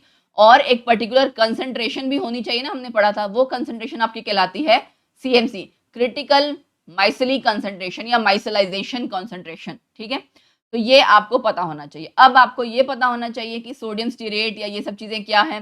तो ये देखो, ये आपने पहले भी सोप्स एंड डिटर्जेंट्स में पढ़ा होगा ना, ये लॉन्ग आपकी एक लॉन्ग पूरी टेल है ना, जिसको आप क्या कहते हो, हाइड्रोफोबिक टेल, ठीक है। क्या है, हाइड्रोफोबिक टेल। जो टेल है वो पानी से डरती है, लेकिन जो ये हेड वाला पार्ट है वो कैसा है, हाइड्रोफिलिक हेड। इसीलिए आपका जो हेड है वो बाहर वाली साइड है, आप देख सकते हो हेड बाहर वाली साइड है पानी की तरफ, और टेल कहाँ है, ऑयल की तरफ। तो टेल आपकी डर्ट के साथ अटैच रहती है ज्यादा, और जो हेड है वो आपका कहाँ रहता है, पानी की तरफ ज्यादा जाता है। इसीलिए आपका जो क्लिनजिंग एक्शन आप पढ़ते हो ना, ये तो एक तो ये लॉन्ग चेन है, long chain of fatty acids, ये आपका स्टीरेट था, सोडियम स्टीरेट, ठीक है। उससे आपने एक लॉन्ग चेन जो है पूरी यूज की हुई है। एक्चुअली सोप का आपका फॉर्मूला कह सकते हो, सोप्स तो अलग अलग होंगे ना, long chain of fatty acids ही होते हैं सोप, तो अलग अलग तरह के आपके फॉर्मूले हो सकते हैं। यहाँ पे एग्जाम्पल सोडियम स्टीरेट का ले रखा है, कहीं पे कोई और भी हो सकता था, ठीक है। आप एक ही एग्जाम्पल याद कर लो अगर आपको माइसिली के बारे में आ जाता है, सो दैट आपको लिखना आ जाए, कि बाकी ज्यादा लिखने की जरूरत नहीं है। तो क्लिनजिंग एक्शन में आपका यही होता है कि हाइड्रोफोबिक एंड हाइड्रोफिलिक पार्ट कैसे अटैच होता है। हाइड्रोफिलिक पार्ट आपका पोलर है, ये पोलर ग्रुप्स इंटरेक्ट करते हैं पानी के मॉलिक्यूल्स के साथ, है ना, अराउंड द ऑयल ड्रॉपलेट। जहां ग्रीस लगा हुआ था, अंदर की साइड ये इस तरह से उसकी टेल होगी, और बाहर के साइड उसका हेड, ठीक है। तभी तो वो आपकी फाइनली डर्ट उस कपड़े से हट जाती है।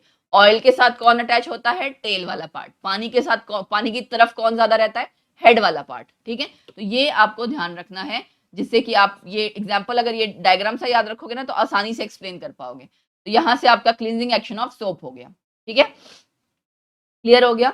अब उसके बाद नेक्स्ट आपका आता है प्रिपरेशन ऑफ कोलॉइड्स, कि कोलॉइड्स आप बनाते कैसे हो, ठीक है। जनरल मेथड्स हैं कुछ जिनको आपको थोड़ा सा ध्यान रखना है प्रिपरेशन ऑफ कोलॉइड्स में। सारे आपने एग्जाम्पल्स नहीं करने हैं, और प्रिपरेशन में से आप छोड़ भी सकते हो, प्यूरिफिकेशन ज्यादा पूछा जाएगा एग्जाम में। प्रिपरेशन के लिए आप कोई एक आधा कर लो, मैं आपको सिंपल वाले बताती हूँ। चलो बायो ऑक्सीडेशन कर लो एक तो, ठीक है ना। बायो ऑक्सीडेशन में आपका क्या है, आप देख सकते हो कोलॉइडल सॉल्यूशन आप सल्फर का बना रहे हो बाय बबलिंग ऑक्सीजन। ऑक्सीजन कहाँ से आ रही है, किसी ऑक्सीडाइजिंग एजेंट से आ रही है, जैसे ये H2S है, और ठीक है, सॉरी सपोज करो H2S आपने वो लिया, हाइड्रोजन सल्फाइड लिया है, उसका सॉल्यूशन लिया, और किसी ऑक्सीडाइजिंग एजेंट से आपने ऑक्सीजन लिया, O2 होना चाहिए था। ये रिएक्ट करेगा तो आपका क्या हो जाएगा, सल्फर अलग हो जाएगा, ये H2O अलग हो जाएगा, फाइन। सो इस तरह से बाय ऑक्सीडेशन आप बना सकते हो लायोफोबिक कोलॉइड्स। एक एग्जांपल आप हाइड्रोलिसिस का कर लो, कि आपने FeCl3 का सॉल्यूशन लिया, उसमें पानी डाला, तो ये कोलॉइडल सॉइल बन गया, सॉरी सॉल बन गया आयरन हाइड्रोक्साइड का, ठीक। कोई दो एग्जांपल कर लेना, ज्यादा नहीं करना, वैसे मैं सच बताऊं तो प्रिपरेशन नहीं पूछी जाएगी, ठीक। एक ये है आपका कोलॉइडल मिल जो होता है, ब्रेडिग्स आर्क मेथड, ये कोलॉइड मिल आपको नजर आ रही होगी, ठीक। सी यहाँ पे आपका क्या है, रुको, मैकेनिकल डिस्पर्शन से पहले आपको बता दूं कि आपको पार्टिकल सपोज करो, अगर आप ग्राइंड कर रहे हो, मतलब पीस रहे हो, जैसे हम पीसते हैं ना उस तरह से, अगर आपका the suspension is then grinded in the colloidal mill, बड़े पार्टिकल्स हैं उनको आप पीसोगे, उसके पार्टिकल्स छोटे हो जाएंगे ना। सो बेसिकली उस हेल्प से ये बनाया जा रहा है कि दो आपकी डिस्क हैं ऊपर नीचे, ठीक है, इसमें आप ऊपर से सस्पेंशन डालते हो, और ये आपका जब आपस में ये रोटेट होता है अपोजिट डायरेक्शन में, तो पिसने के बाद जो पार्टिकल्स निकलते हैं वो कोलॉइडल साइज के होते हैं। तो ये भी एक तरह का मेथड है कोलॉइडल पार्टिकल्स बनाने का। फिर है आपका ब्रेडिग्स आर्क मेथड, जो कि इलेक्ट्रिसिटी का यूज करके है, ठीक है। ये देख सकते हो ना, इलेक्ट्रोड्स यूज किए, आर्क यहाँ दिखाई दे रही है, इलेक्ट्रिसिटी वाटर था, ठीक। इसकी हेल्प से बाहर यहाँ आइस लिया गया है ताकि टेम्परेचर आपका कम रहे। तो this method is use to prepare salts of platinum, silver, copper, gold. थोड़ा बहुत आपको जस्ट पता होना चाहिए, ज्यादा डिटेल में जरूरत नहीं है, ठीक है। ब्रेडिग्स आर्क मेथड आर्क मेथड वाला कर लेना, ये थोड़ा बहुत शायद पूछ लिया जाए। Metal whose sol is to be prepared, दो इलेक्ट्रोड्स लोगे, उसी का आपका सॉल, जो जिसका आपको सॉल बनाना है उसी के दोनों इलेक्ट्रोड्स होंगे। The metal whose sol is to be prepared is made as two electrodes, electrodes की तरह आपने बना लिया, उसको आपने एक डिस्पर्शन मीडियम में डिप किया, ठीक है। डिप करने के बाद आप बाहर तो आपने आइस लगा रखी है, बाकी इलेक्ट्रिसिटी पास करोगे, ठीक है। हीट जब जनरेट होती है, जब हीट जनरेट होगी जिसकी वजह से आपके क्या बन जाएंगे, कोलॉइडल पार्टिकल्स बन जाएंगे, उसमें कोलॉइडल सॉल्यूशन बन जाएगा। ठीक, तो ये आपका हो गया ब्रेडिग्स आर्क्स मेथड। फिर आपका पेप्टाइजेशन, ये वाला एग्जांपल जरूर, ये वाला सॉरी मेथड जरूर करना। पेप्टाइजेशन क्या होता है कि आप एक फ्रेशली प्रिपेयर्ड प्रेसिपिटेट को कोलॉइडल फॉर्म में कन्वर्ट कर रहे हो। कैसे कर रहे हो, by addition of suitable electrolyte. जैसे ये प्रेसिपिटेट था आयरन हाइड्रोक्साइड का, इसमें आपने FeCl3 एक जो इलेक्ट्रोलाइट है उससे आयरन खाली लिया। ठीक है, अब क्या होगा, Fe हाइड्रोक्साइड्स के आसपास बाहर बाहर आयरन अटैच हो गए, आयरन अटैच हो गए, कहीं ना कहीं कैटायंस उसके बाहर बाहर अटैच हो रहे हैं, पार्टिकल का साइज बढ़ गया ना, ये आपके कोलॉइडल पार्टिकल्स बन गए। इसको आप ना एक्चुअली अगर ऐसे सोचो कि देख सकोगे तो देख नहीं पाओगे, ऐसे मैंने कहा ना पार्टिकल्स आप डायरेक्टली देख नहीं सकते हो, राइट। सो आपको इमेजिन ये करना है कि प्रेसिपिटेट्स थे Fe हाइड्रोक्साइड के जिसके बाहर बाहर आपके पार्टिकल्स आके अटैच हो गए हैं, तो वो आपका सॉल बन गया है बाय पेप्टाइजेशन। इस मेथड को आप पेप्टाइजेशन कहते हैं। तो जो इलेक्ट्रोलाइट आप ऐड कर रहे हो वो पेप्टाइजिंग एजेंट कहलाता है या स्टेबलाइजिंग एजेंट। कारण क्या है, adsorption of the ions of electrolyte. Cause of peptization क्या है कि आपका एड्सॉर्प्शन हो रहा है सेम आपके जो कैटायंस होते हैं, सेम वाले कैटायंस का उसका। ठीक है, जैसे यहाँ एग्जांपल मैंने बता दिया ना, फेरिक हाइड्रोक्साइड को आप कन्वर्ट कर रहे हो कोलॉइडल स्टेट में, किसका इस्तेमाल करके, फेरिक क्लोराइड का। ठीक है, सो ये आपका एक एग्जांपल हो गया, इसको याद रखना। फिर है आपका नेक्स्ट प्यूरिफिकेशन, जिसमें डायलिसिस आपको अच्छे से आना चाहिए। इट इज वेरी इंपॉर्टेंट कि कोलॉइडल सॉल्ट को आपको अगर प्यूरिफाई करना है तो आप कैसे करेंगे। पहला मेथड है आपका डायलिसिस, कि आपको पार्टिकल्स को सेपरेट करना है, किसके पार्टिकल्स को, कोलॉइड को, फ्रॉम दोज ऑफ क्रिस्टलॉइड। ठीक है, कैसे करोगे, डिफ्यूजन के मीडियम से करोगे। जो जिन लोगों का खून साफ करवाने जाते हैं ना, सपोज करो जिनकी किडनी खराब है, डायलिसिस उनको करवाना पड़ता है, तो उसमें क्या होता है, वो यही तो होता है बेसिकली कि आपका कोलॉइडल सॉल्यूशन जो है, ये तो हमने यहाँ पर डायलिसिस सिंपल बता रखा है। बॉडी में भी जो आपका ब्लड प्यूरिफाई हो रहा है वो इसी मेथड से हो रहा है। ठीक है, कोलॉइडल सॉल्यूशन को एक बैग में लिया जाता है, पार्चमेंट पेपर, आपको पता ना एनिमल मेम्ब्रेन को क्रॉस नहीं कर सकता है, फिल्टर पेपर को क्रॉस कर सकता है, एनिमल मेम्ब्रेन को क्रॉस नहीं कर सकता। ठीक है, सो बैग को आपका सस्पेंड कर दिया जाएगा फ्रेश वाटर में, जहां से आपको सफाई करवानी है।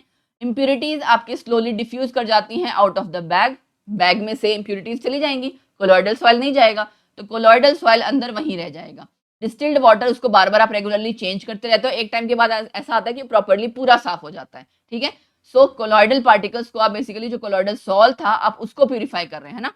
Process of separating the particles of colloid from crystalloid, जो कोलॉइडल के पार्टिकल्स थे, और क्रिस्टलॉइड क्या था, जो इंप्यूरिटीज थी, आपने उनको सेपरेट आउट कर लिया। और इसका अगर मैं कहूं कि आधार क्या है, बेसिस क्या है, तो ये है कि कोलॉइडल पार्टिकल्स आपके एनिमल मेम्ब्रेन को क्रॉस नहीं कर सकते। ठीक है, बट बाकी इंप्यूरिटीज वगैरह है वो क्रॉस कर जाती हैं, एनिमल मेम्ब्रेन या पार्चमेंट मेम्ब्रेन, कोई भी आप कह सकते हो। इलेक्ट्रोडायलिसिस का मतलब क्या है कि इलेक्ट्रोडायलिसिस और आसानी से डायलिसिस हो जाए तो इलेक्ट्रिसिटी का यूज किया गया है। इलेक्ट्रोडायलाइजर है ये, जिसमें आप देख सकते हो डिस्टिल्ड वाटर है, दो आपके इलेक्ट्रोड्स इसी तरह से सेटअप किए गए हैं, एक पॉजिटिव एक नेगेटिव है ना, तो यहाँ पे एक साइड पे आपके क्रिस्टलॉइड्स चले जाएंगे, एक साइड पे आपके कोलॉइड्स चले जाएंगे। तो बस एफिशिएंसी बढ़ा दी जाए उसके लिए आपका इलेक्ट्रोडायलिसिस किया गया है, to increase the pace of purification. ठीक है ना, कि प्यूरिफिकेशन जल्दी हो जाए, एफिशिएंटली हो जाए। इलेक्ट्रिक फील्ड का इस्तेमाल किया गया है, जिसकी वजह से हम इसको क्या कहते हैं, इलेक्ट्रोडायलिसिस। Got it. तो ये आपका हो गया इलेक्ट्रोडायलिसिस, इसका एग्जांपल अच्छे से कर लेना, it is very important again. फिर है अल्ट्राफिकेशन फिल्ट्रेशन या अल्ट्रा सेंट्रीफ्यूगेशन, ये भी मेथड्स हैं। अल्ट्रा फिल्ट्रेशन मतलब आप बार बार उसको, जैसे पोर का साइज आप रिड्यूस कर दो, अगर फिल्टर पेपर आपका ऑर्डिनरी फिल्टर पेपर है, उसका पोर का साइज आप रिड्यूस करते जाओगे तो क्या होगा, बहुत अच्छे से फिल्टर हो जाएगा ना। So basically that is ultra filtration. ठीक है, कि ट्रीटेड फिल्टर पेपर में retain colloidal particles and not allow the true solution particles to escape. तो इस तरह का फिल्टर पेपर क्या हो जाएगा, अल्ट्रा फिल्टर पेपर। बनाते कैसे हैं उसको, कि आपने जो नॉर्मल फिल्टर पेपर है उसके पोर्स तो बड़े होते हैं, उसका पोर का साइज आपने रिड्यूस कर दिया गया। कैसे रिड्यूस कर दिया गया, by soaking the filter paper in a solution of gelatin. Pore का साइज आपने छोटा कर दिया, अब वो फिल्टर पेपर आपका कोलॉइडल पार्टिकल के लिए इस्तेमाल हो जाएगा, उसको फिल्टर करने के लिए। अल्ट्रा सेंट्रीफ्यूगेशन, सेंट्रीफ्यूगेशन मशीन एक ऐसी होती है जहां बहुत स्पीड में रोटेट किया जाता है टेस्ट ट्यूब में सॉल्यूशन को डाल के, ताकि सेपरेशन हो जाए। ठीक है ना, तो वही मेथड यहाँ पे यूज किया जाता है कि salt particles are prevented from setting out under the action of gravity by kinetic impact. वो स्पीड से रोटेट किया जाता है। ठीक है, तो वो एक मशीन होती है जिसका यूज किया जाता है। फिर आपका आता है next properties of colloidal salt. तो प्रॉपर्टीज में आपको कई सारी प्रॉपर्टीज हैं जो इंपॉर्टेंट है, जो करनी है। फिजिकल प्रॉपर्टीज आपका हेट्रोजेनियस नेचर है, या पहले पढ़ चुके हो, स्टेबल, फिल्टरेबिलिटी, ये सब नहीं पढ़ना। क्वालिटेटिव प्रॉपर्टीज जो है दैट आर इंपॉर्टेंट, जो कि आपको अच्छे से आनी चाहिए, जिसमें सबसे पहली प्रॉपर्टीज जो आपको पढ़नी है ब्राउनियन मूवमेंट। जो जिगजैग मोशन होती रहती है, रैंडम मोशन की, वो पार्टिकल्स हिलते डुलते रहते हैं, that is called as Brownian movement. और इसका 1 मार्क्स का क्वेश्चन आ जाता है। सो इट इज इंपॉर्टेंट कि ब्राउनियन मूवमेंट क्या होती है। ठीक है कुछ नहीं, बस यही है कि जिगजैग मोशन होती रहती है उन पार्टिकल्स की, लगातार वो मोशन में ही रहते हैं और कॉन्स्टेंटली आपस में कोलॉइड कर रहे हैं, ठीक है ना, एक दूसरे के ऊपर मतलब टकरा रहे हैं, दैट इज ब्राउनियन मूवमेंट। ठीक, फिर है आपका diffusion, sol particles diffuse from higher concentration to lower concentration. ये नॉर्मल ही है, जहां कंसेंट्रेशन ज्यादा होगी वहीं से लोअर पे जाएगा, तो इसकी सिंपल प्रॉपर्टी हो गई। तीसरी प्रॉपर्टी है सेडिमेंटेशन, कि कोलॉइडल पार्टिकल्स आपके सेटल डाउन हो जाते हैं under the influence of gravity at a very slow rate, कुछ टाइम बाद वो सेटल डाउन हो जाते हैं। सो सेडिमेंटेशन की भी प्रॉपर्टी, इसमें सबसे ज्यादा इंपॉर्टेंट प्रॉपर्टी ना अभी तक यही है, ब्राउनियन मूवमेंट। ठीक है, जो हमने पहले की थी ना अभी, ये वाली ब्राउनियन मूवमेंट, इसको अच्छे से करना। ठीक है, फिर आपका आता है ऑप्टिकल प्रॉपर्टीज में टिंडल इफेक्ट, ये TYA नहीं आएगा, टिंडल इफेक्ट या टिंडाल इफेक्ट भी कई बार बोला जाता है। ये आपका वही है जो मैं आपको एग्जांपल कह रही थी ना थोड़ी देर पहले, आपको बता रही थी कि एक कांच के ग्लास में या कांच के टब जैसे से में आपने पानी भरा है, उसमें से लाइट पास करोगे तो नजर आएगा, ये वही है। This is basically Tyndall effect, कि आपने उसके अंदर पानी की बजाय कोलॉइडल सॉल्ट डाला है। ठीक है ना, कोलॉइडल सॉल्ट जब आपने डाला तो जब उसमें से लाइट पास करेगी, when light passes through salt, एक रास्ता सा नजर आएगा। वो रास्ता क्यों नजर आ रहा है? Because of scattering of light by particles, जो उसके पार्टिकल्स हैं वो लाइट को स्कैटर कर रहे हैं, जिसकी वजह से पूरा एक प्रॉपर रास्ता नजर आ रहा होगा, दैट इज कॉल्ड एज, ये पूरा प्रोसेस कहलाता है टिंडल इफेक्ट। ठीक है, और सबसे पहले इसको एक साइंटिस्ट जिनका नाम टिंडल है उन्होंने देखा था, इस वजह से इसका नाम दे दिया गया। ठीक है, तो ट्रू सॉल्यूशन में there are no particles of sufficiently large diameter to scatter light. True part solution जो आपका होता है ना, उसमें पार्टिकल्स बहुत छोटे साइज के हैं, तो वो लाइट को स्कैटर नहीं करेंगे, उसमें कोई रास्ता आपको नजर नहीं आएगा। ठीक है, लेकिन यहाँ पे नजर आएगा। तो अगर आपको कई बार ये भी सवाल आता है, which property can you use to distinguish between true solution and this colloidal solution, तो वहां पे आप एग्जांपल दे सकते हो कि हम किसी इस तरह के कंटेनर में अगर हम दोनों का सॉल्यूशन डाल दें, एक में ट्रू सॉल्यूशन एक में कोलॉइडल सॉल्यूशन, तो हम टिंडल इफेक्ट का यूज करके बता सकते हैं। ट्रू सॉल्यूशन में कोई रास्ता नजर नहीं आएगा because there is no scattering of light, लेकिन कोलॉइडल सॉल्यूशन में नजर आएगा। ठीक है, उसके बाद नेक्स्ट है आपका इलेक्ट्रिकल प्रॉपर्टीज। इलेक्ट्रिकल प्रॉपर्टीज क्या कहलाती हैं कि colloidal particles carry an electric discharge. ठीक है, एंड इसका भी मैं आपको, इलेक्ट्रिकल प्रॉपर्टीज में कुछ खास नहीं है यार, चार्ज होता है दैट्स फाइन, बट ओवरऑल आपका एक्चुअली पार्टिकल जो है वो न्यूट्रली होता है ना, क्योंकि इसमें इलेक्ट्रिक चार्ज होता है कोलॉइडल पार्टिकल्स में, एंड डिस्पर्शन मीडियम में उसका अपोजिट इक्वल चार्ज होता है। तो ओवरऑल पूरा मिला के सिस्टम जो है वो इलेक्ट्रिकली न्यूट्रल ही होता है, इसमें इतना ही है। तो अभी तक आपको Tyndall effect and Brownian movement ये अच्छे से करना है। ठीक है, उसके बाद नेक्स्ट जो आपका आता है origin of charge on colloidal particles, इसको कुछ पढ़ने की जरूरत नहीं है, this is not that much important. Yes, ये पढ़ो, ये ज्यादा इंपॉर्टेंट है। ठीक है, particles constituting the dispersed phase absorb only those ions preferentially which are common in their own lattice ion। क्या मतलब है इसका? देखो, आपने कोलॉइडल पार्टिकल लिया सिल्वर आयोडाइड का, और अगर मीडियम में जो आपका डिस्पर्शन मीडियम था उसमें आयोडाइड आयन एक्स्ट्रा होंगे ना, तो कोलॉइडल पार्टिकल आपका कैसा बन जाएगा? Becomes positively charged. ठीक है, सॉरी पॉजिटिवली चार्ज नहीं है, नेगेटिवली चार्ज होना चाहिए, गलत लिखा हुआ है, this should be negatively charged. इसको करेक्ट कर लेना, क्योंकि आपका आयोडाइड आयन बाहर अटैच हो रहा है ना, नेगेटिवली चार्ज। तो अगर आपका मीडियम में कोई कॉमन आयन होना चाहिए, सिल्वर आयोडाइड में दो ही थे ना, या तो सिल्वर था या आई नेगेटिव था, तो अगर सिल्वर ज्यादा होगा तब कैसा वो आपका बन जाएगा? पॉजिटिवली चार्ज, और अगर नेगेटिव बाहर अटैच हो जाएगा तो आयोडाइड अटैच हो जाएगा तो नेगेटिवली चार्ज। तो ये एग्जाम्पल दोनों याद रखना कि आपने एक बार KI को एक्सेस में लिया, एक बार सिल्वर नाइट्रेट को एक्सेस में लिया। ठीक है, ये एग्जांपल कई बार पूछ लिया जाता है, सिल्वर आयोडाइड ही यूज किया है, लेकिन जो आपने डिस्पर्शन मीडियम लिया है उसमें एक्सेस में एक बार पोटेशियम आयोडाइड को लिया है, एक बार सिल्वर नाइट्रेट को लिया है, तो जो कॉमन आयन होगा वो सिल्वर आयोडाइड के सॉल्ट के साथ, कोलॉइडल पार्टिकल्स के साथ बाहर बाहर अटैच हो जाएगा। ठीक है, तो इस तरह से आपका पता लगता है कि colloidal silver iodide particle absorb silver ion from the solution to become positively charge. तो कब पॉजिटिवली चार्ज बन रहा है, कब नेगेटिवली चार्ज, वो ऐसे पता लगता है। ठीक है, तो इसकी वजह से आपका जो सॉल्व है वो, जो आपका आयंस है बाहर पॉजिटिव अटैच हो रहे हैं नेगेटिव, वो पता लगता है। ठीक है, चार्ज यहां से डेवलप हुआ। ठीक, ये देखो, ये सेम उसी को एग्जांपल की फॉर्म में शो किया गया है। एक और एग्जांपल यहाँ लिया गया है आयरन हाइड्रोक्साइड को लेके, आप एक ही एग्जांपल याद कर सकते हो, सिल्वर आयोडाइड वाला बहुत सिंपल है, इसका डायग्राम भी याद कर लेना, इसका पीछे जो ये रिएक्शन जैसी थी वो भी याद कर लेना, ये दोनों कि पॉजिटिव और नेगेटिव कब होगा, कॉमन आयन अटैच होगा, बस ये याद रखना। ठीक है, फिर आपका आता है इलेक्ट्रोफोरेसिस। इलेक्ट्रोफोरेसिस का मतलब फिर से इलेक्ट्रिसिटी का इस्तेमाल किया जा रहा है, किस लिए? Phenomena of movement of colloidal particles under N applied electric field, कि आपके कोलॉइडल पार्टिकल्स की उसकी मूवमेंट देखी जाए या ऑब्जर्व की जाए एक इलेक्ट्रिक फील्ड को अप्लाई करके, ठीक है। किया क्या है, पार्टिकल्स जब आपके एक्यूमुलेट हो रहे हैं अगर नेगेटिव इलेक्ट्रोड के थ्रू, तो आपका चार्ज जाहिर सी बात है पॉजिटिव वाला होगा उस कोलॉइडल सॉइल का। बेसिकली ये चेक किया जा रहा है कि आपका कोलॉइडल सॉइल का चार्ज क्या है, पॉजिटिव या नेगेटिव, ठीक है, वो पता किया जा रहा है। तो यहाँ देखो बिफोर इलेक्ट्रोफोरेसिस सब जगह इस तरह से फैले हुए थे। AS2S3 का सॉल था, AS2 आर्सेनिक होता है, AS है ना, आर्सेनिक सल्फाइड का सॉल था और सब जगह फैले हुए थे, ठीक है। जैसे ही आपने उसके बाद इलेक्ट्रोफोरेसिस कर दी, सारे पार्टिकल्स इधर आपके पॉजिटिव वाले में अटैच हो गए आके। इससे क्या पता लग रहा है हमें कि ये आपका कैसा सॉल था, नेगेटिव वाला, ठीक है। सो इलेक्ट्रोफोरेसिस आपका एक तरह का एग्जाम आप कह सकते हो प्रोसेस है, जिससे ये पता लगता है कि आपके कोलॉइडल पार्टिकल्स जब मूव कर रहे हैं under N applied electric field, तो किसकी तरफ वो ज्यादा जा रहे हैं, क्या उसके ऊपर कोलॉइडल पार्टिकल का चार्ज क्या है, वो आप पता लगा सकते हो इलेक्ट्रोफोरेसिस से, ठीक है। फिर उसके बाद जो ये आया, ये सेम वही है जो अभी आपने थोड़ी देर पहले पढ़ा, सिल्वर आयोडाइड और सिल्वर नाइट्रेट वाला एग्जाम्पल। बस यहाँ पे एक चीज क्या आ गई है, जीटा पोटेंशियल, इलेक्ट्रोकाइनेटिक पोटेंशियल, ठीक है। दो तरह की लेयर है, ये आपकी फिक्स्ड लेयर थी ना, ठीक है, ये आपकी फिक्स्ड लेयर थी, जैसे आपने AgI था, ठीक है, उसके बाहर ये जो पार्टिकल्स अटैच हुए आयोडाइड आयन के, ये वाली किसकी लेयर है, I नेगेटिव वाली ना, ये आपकी फिक्स्ड हो गई है क्योंकि ये अटैच हो चुकी हैं, तो ये क्या कहलाती है, फिक्स्ड लेयर। इसके आसपास कोई और अपोजिट चार्ज वाले आयंस तो आ ही सकते हैं ना, के आयन इसके आसपास आके अटैच हो जाएंगे क्योंकि हमने क्या डाला था, पोटेशियम आयोडाइड। तो पोटेशियम जो इसके आसपास और आके यहाँ पे ऐसे ऐसे इसके साथ इंटरेक्शन करेगा या अटैच हो जाएगा, इसके पास पास आएगा, एक लेयर बना देगा, वो क्या कहलाता है, मोबाइल या डिफ्यूज्ड लेयर। ऐसे ही यहाँ पे कौन बना देगा, नाइट्रेट बना देगा, क्योंकि यहाँ पे आपने सिल्वर नाइट्रेट एक्सेस में लिया था, यहाँ पे आपने पोटेशियम आयोडाइड एक्सेस में लिया था, ठीक है। So according to this theory a double layer of ions appear at the surface of solid.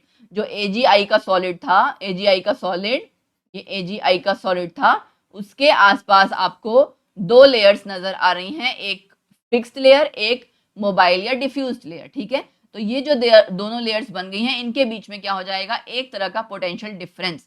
The existence of opposite sign on the fixed and diffused parts of double layer leads to appearance of a difference of potential. इनके बीच में एक potential का difference आ जाएगा, जिसे आप कहते हो जीटा पोटेंशियल। और जब इलेक्ट्रिक फील्ड अप्लाई करी जाएगी तो पार्टिकल्स आपके मूव करेंगे, ठीक है। तो इसके बारे में भी पूछा जाता है, दिस इज ऑल्सो इंपॉर्टेंट कि जीटा पोटेंशियल क्या चीज है।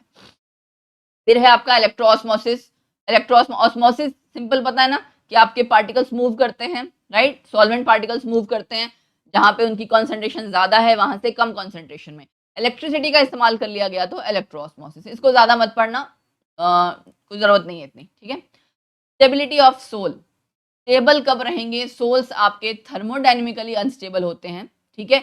और इनमें होता क्या है कि they always tend to separate out on long standing, काफी टाइम, क्योंकि इनकी फोर्सेस तो है नहीं कोई बहुत ज्यादा, वैंडरवाल फोर्सेस हैं, काफी टाइम तक अगर पड़े रहेंगे तो धीरे धीरे सेपरेट आउट होने लग जाएंगे, ठीक है। क्यों, क्योंकि आपका उनमें कैसी फोर्सेस हैं, सिंपल वैंडरवाल फोर्सेस हैं, ठीक है। Stronger repulsive forces between the similarly charge particles, इसको हम अभी एक्सप्लेन करते हैं, इन चीजों को आप स्किप कर सकते हो, ठीक है। मेन चीज जो इसमें आपकी आएगी वो आएगी कोएगुलेशन, फ्लक्चुलेशन या प्रेसिपिटेशन, भी ये क्या होता है, दिस इज ऑल्सो इंपॉर्टेंट।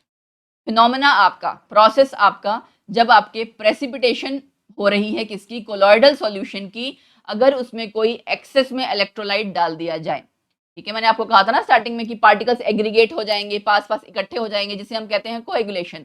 अगर कोई प्रॉपर अच्छा सा या एक्सेस में इलेक्ट्रोलाइट, सुटेबल इलेक्ट्रोलाइट डाल दिया जाएगा, तो जो आपका कोलॉइडल सॉल्यूशन है या कोलॉइडल पार्टिकल्स हैं वो एग्रीगेट कर जाते हैं, प्रेसिपिटेट्स बना देते हैं, उसे हम कहते हैं कोएगुलेशन या फ्लक्चुलेशन, ठीक है।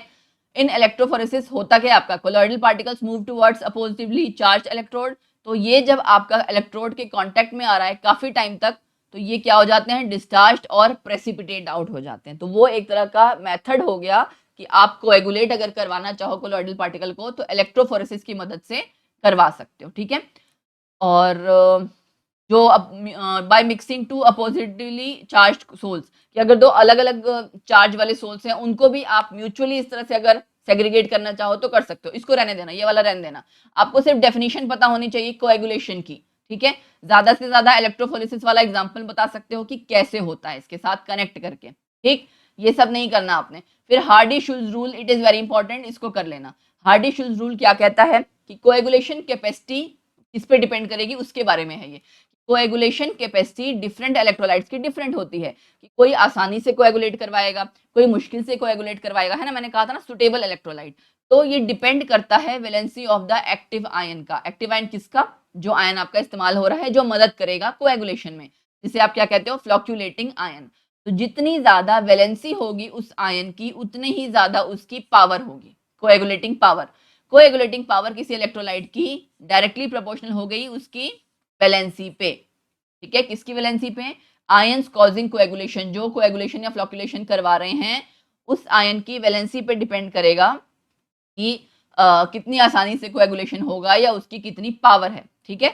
जैसे सपोज फॉर एग्जांपल लेते हैं, to coagulate negative sol of इसका नेगेटिव सॉल है किसका? आर्सेनिक सल्फाइड का, ठीक है। एग्जाम्पल्स याद रखना, क्योंकि आपको एग्जाम में अगर एग्जाम्पल लिखने पड़े तो याद होने चाहिए। आर्सेनिक सल्फाइड का था, कोएगुलेटिंग पावर डिफरेंट कैटायंस की इस सीक्वेंस में डिक्रीज हो रही है। इसकी वैलेंसी ज्यादा है ना, इसकी उससे कम, इसकी उससे कम, ठीक है। अब ये नेगेटिव था तो इसको कौन करेगा कोएगुलेट? पॉजिटिव वाला।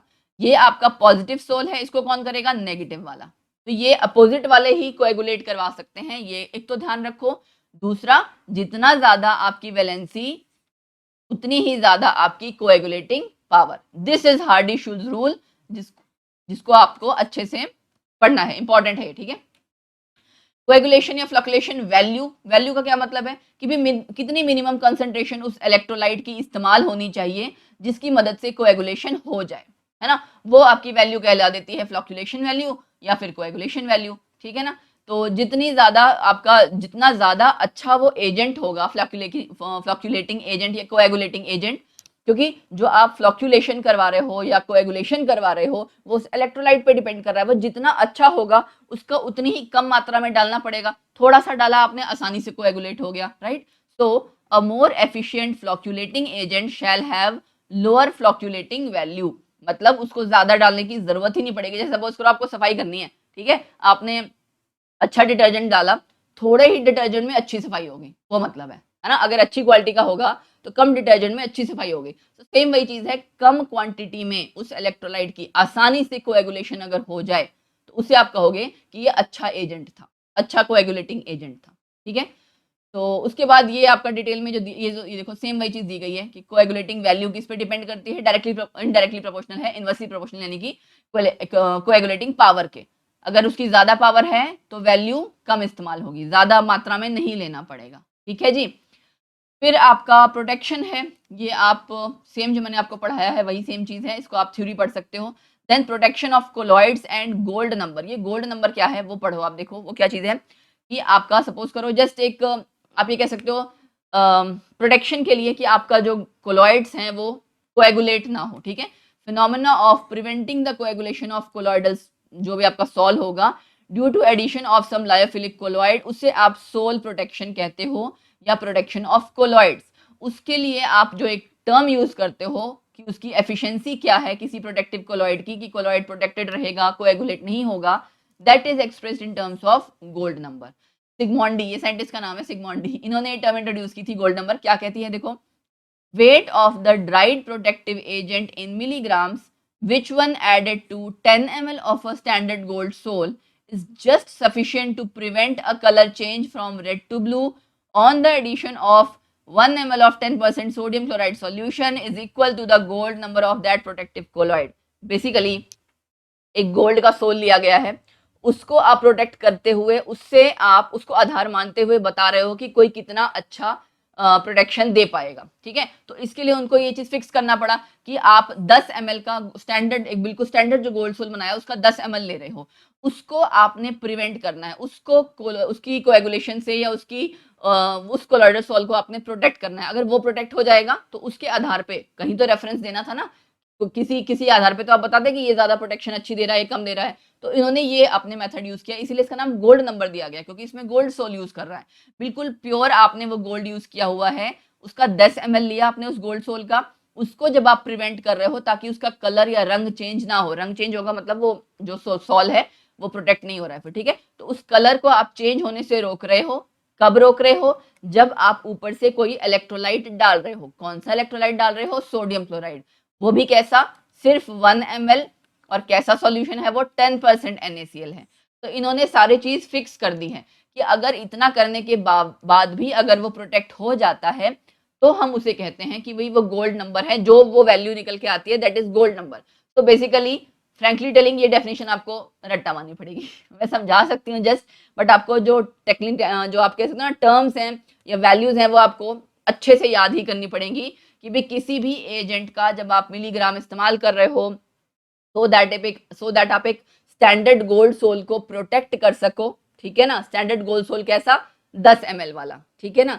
उसको आप प्रोटेक्ट कर सको एक 10% NaCl सॉल्यूशन से, जब आप खाली 1 ml 10% NaCl सॉल्यूशन डालो और रंग ना चेंज हो, उस कोलॉइडल सोल का, उस गोल्ड सोल का रंग ना चेंज हो, वो आपका कहलाता है उस स्टार्टिंग में जो आप एजेंट इस्तेमाल कर रहे हो उसका क्या कहलाता है? गोल्ड नंबर कहलाता है। सो ये एक बहुत वाहियात सी डेफिनेशन थी जिसको आपको अनफॉर्चुनेटली याद करना पड़ेगा। सो ये दिखाया हुआ है, देखो लायोफोबिक पार्टिकल्स अटैच हो गए हैं, प्रोटेक्ट हो रहे हैं, तो ये आप डेफिनेशन दिखा सकते हो। प्रोटेक्टिव पावर ज्यादा होगी आपकी अगर गोल्ड नंबर कम होगा। जाहिर सी बात है, अगर कम डालना पड़ रहा है तो मतलब इसका मतलब आपका वो अच्छी प्रोटेक्शन दे रहा है। तो ये रिलेशन याद रखना, smaller is the gold number, higher is the protective power, ठीक है जी। तो ये गोल्ड नंबर अलग अलग सब्सटेंसेस के दिए गए जिनको आपको याद नहीं करना। ये कॉन्गो रूबिन नंबर भी आपने याद नहीं करना है। एप्लीकेशन कोलॉइड्स का आप डेली लाइफ में बहुत जगह पढ़ चुके हो, है ना। डाइंग, ल्यूब्रिकेशन, ये आप सिंपल जो मतलब आप कह सकते हो एग्जांपल्स हैं वो याद कर सकते हो। एलम, फिटकरी जब आप यूज करते हो, प्यूरिफिकेशन ऑफ वाटर, वहां पे भी कोलॉइड सॉल्यूशन का ही इस्तेमाल है, ठीक है ना। डाइंग वगैरह में आपका काम होता है। आर्टिफिशियल रेन, जो आप सिल्वर आयोडाइड इस्तेमाल करते हैं आर्टिफिशियल रेन में, वो भी आपका कोलॉइडल सॉल्यूशन से रिलेटेड ही आपका एग्जाम्पल है। ब्लड क्लॉटिंग जो होती है दैट इज ऑल्सो कोएगुलेशन, जो आपका होता है ब्लड क्लॉटिंग, ब्लड कोएगुलेशन, वहां पे भी इसी सब का रोल है, ठीक है। सो एग्जांपल्स आप अच्छे से करना। देन आपका नेक्स्ट टॉपिक आता है इमल्शंस, जो कि टर्म 2 में नहीं है बट मैंने यहाँ इंक्लूड कर दिया है, तो जो बच्चे पढ़ना चाहें वो पढ़ सकते हैं। दोनों आपके डिस्पर्स्ड फेज और डिस्पर्स्ड मीडियम, डिस्पर्शन मीडियम, दोनों यहाँ लिक्विड्स होते हैं, ठीक है। तो ये आप पढ़ना चाहें तो पढ़ सकते हैं। ऑयल इन वाटर इमल्शंस, दूसरा क्या होता है? Water in oil. इसका एग्जाम्पल क्या है? मिल्क। ऑयल इन वाटर, तेल घी जैसा ऊपर से तैर रहा होता है ना, oil in water. Water in oil का क्या एग्जांपल आ जाएगा? बटर या कोल्ड क्रीम। जो कोल्ड क्रीम है उसमें थोड़ा बहुत पानी की क्वांटिटी है, मैक्सिमम क्वांटिटी वो ऑयल वाली है, ऑयली वाली चीज है, ठीक है ना। तो ऑयल बेस्ड क्रीम हो गई, कई हम कहते हैं ना वाटर बेस्ड क्रीम है। तो इस तरह से दो अलग अलग तरह की क्रीम्स हो गई। तो इमल्शन कैसे बनाया जाता है? वो स्टेबल रहे उसके लिए एक एजेंट डाला जाता है, इमल्सीफायर, इमल्सीफाइंग एजेंट डाला जाता है, ताकि आपके सोप, डिटर्जेंट जो भी हैं काफी टाइम तक टिके रहें, ठीक है। तो प्रिपरेशन ऑफ इमल्शंस है। फिर इमल्सीफायर जो कि मतलब स्टेबल कर रहा है उस इमल्शन को, उसको आप इमल्सीफायर या इमल्सीफाइंग एजेंट कहते हो ना। वो अलग अलग तरह के एग्जांपल्स उसके बारे में बता रखा है कि कहाँ पे हम क्या यूज करते हैं, राइट। सो ये आप अपने आप लेवल पे पढ़ना चाहो तो पढ़ सकते हो। ये मैंने यहाँ पे पीपीटी में डाल दिया है, बट ये फिलहाल टर्म 2 के एग्जाम उसमें टर्म में नहीं है, सिलेबस में नहीं है, ठीक है। Applications of example emulsion, sorry, ठीक है। So this was all about, कहना चाहिए इमल्सिफिकेशन। हाँ, डाइजेशन ऑफ फैट्स जो आपके इंटेस्टाइन में होते हैं उसे आप इमल्सिफिकेशन ही कहते हैं, ठीक है। So this was all about surface chemistry, जिसको मैंने वन शॉट में कवर अप करने की कोशिश की। बहुत सारी चीजें इसमें टर्म 2 के अकॉर्डिंग है, बहुत चीजें नहीं भी हैं, ताकि जो बच्चे नीट या जी की तैयारी कर रहे हैं उनके लिए भी आसान हो सके, वो भी सारा कुछ अच्छे से रिवाइज कर सकें, पढ़ सकें, ठीक है। So this was all about for this video, and इसको अच्छे से पढ़ लेना, रिवाइज कर लेना। एंड गाइज बहुत मेहनत करते हैं हम, so please hit the like button. आगे ज्यादा से ज्यादा शेयर करो ताकि बाकी बच्चों की भी रिवीजन हो सके। पूरा चैप्टर आपका अगर 1-1.5 घंटे में अच्छे से रिवाइज हो रहा है तो क्यों ना किया जाए, है ना। एग्जाम के पहले इस तरह की आपको रिवीजन बहुत मस्ट होती है, जरूरी होती है कि कोई पूरा चैप्टर फटाफट से हमें बता दे। तो आपके लिए मैं यही कर सकती थी, एंड आप मेरे लिए ये कर सकते हो कि hit the like button, share करो, एंड कमेंट सेक्शन में जरूर बताओ कि मैम कैसा लगा, कैसा। अगर कोई डाउट्स हैं वो भी आप पूछ सकते हैं। हमारे सोशल जितने भी हैंडल्स हैं कहीं पे भी आप हमें कांटेक्ट कर सकते हैं किसी डाउट के रिगार्डिंग, किसी वीडियो के रिगार्डिंग। एंड जितने भी चैप्टर्स की वन शॉट वीडियोस है मैं चैनल पे ऑलरेडी डाल चुकी हूँ। एक रह गई डीएनएफ, बाकी सब मैं डाल चुकी हूँ, तो आप उसको अच्छे से पढ़िए। सीबीएसई का सैंपल पेपर मैंने डाला, उसको अच्छे से सॉल्व करना, डेफिनेटली सॉल्व करना, ठीक है गाइज। मिलते हैं नेक्स्ट वीडियो में जल्द ही। एंड अब हमारा रह गया अगली वीडियो हमारी होगी डीएनएफ की। तो bye, take care, God bless you, अच्छे से तैयारी करते रहो, ठीक है, बाय।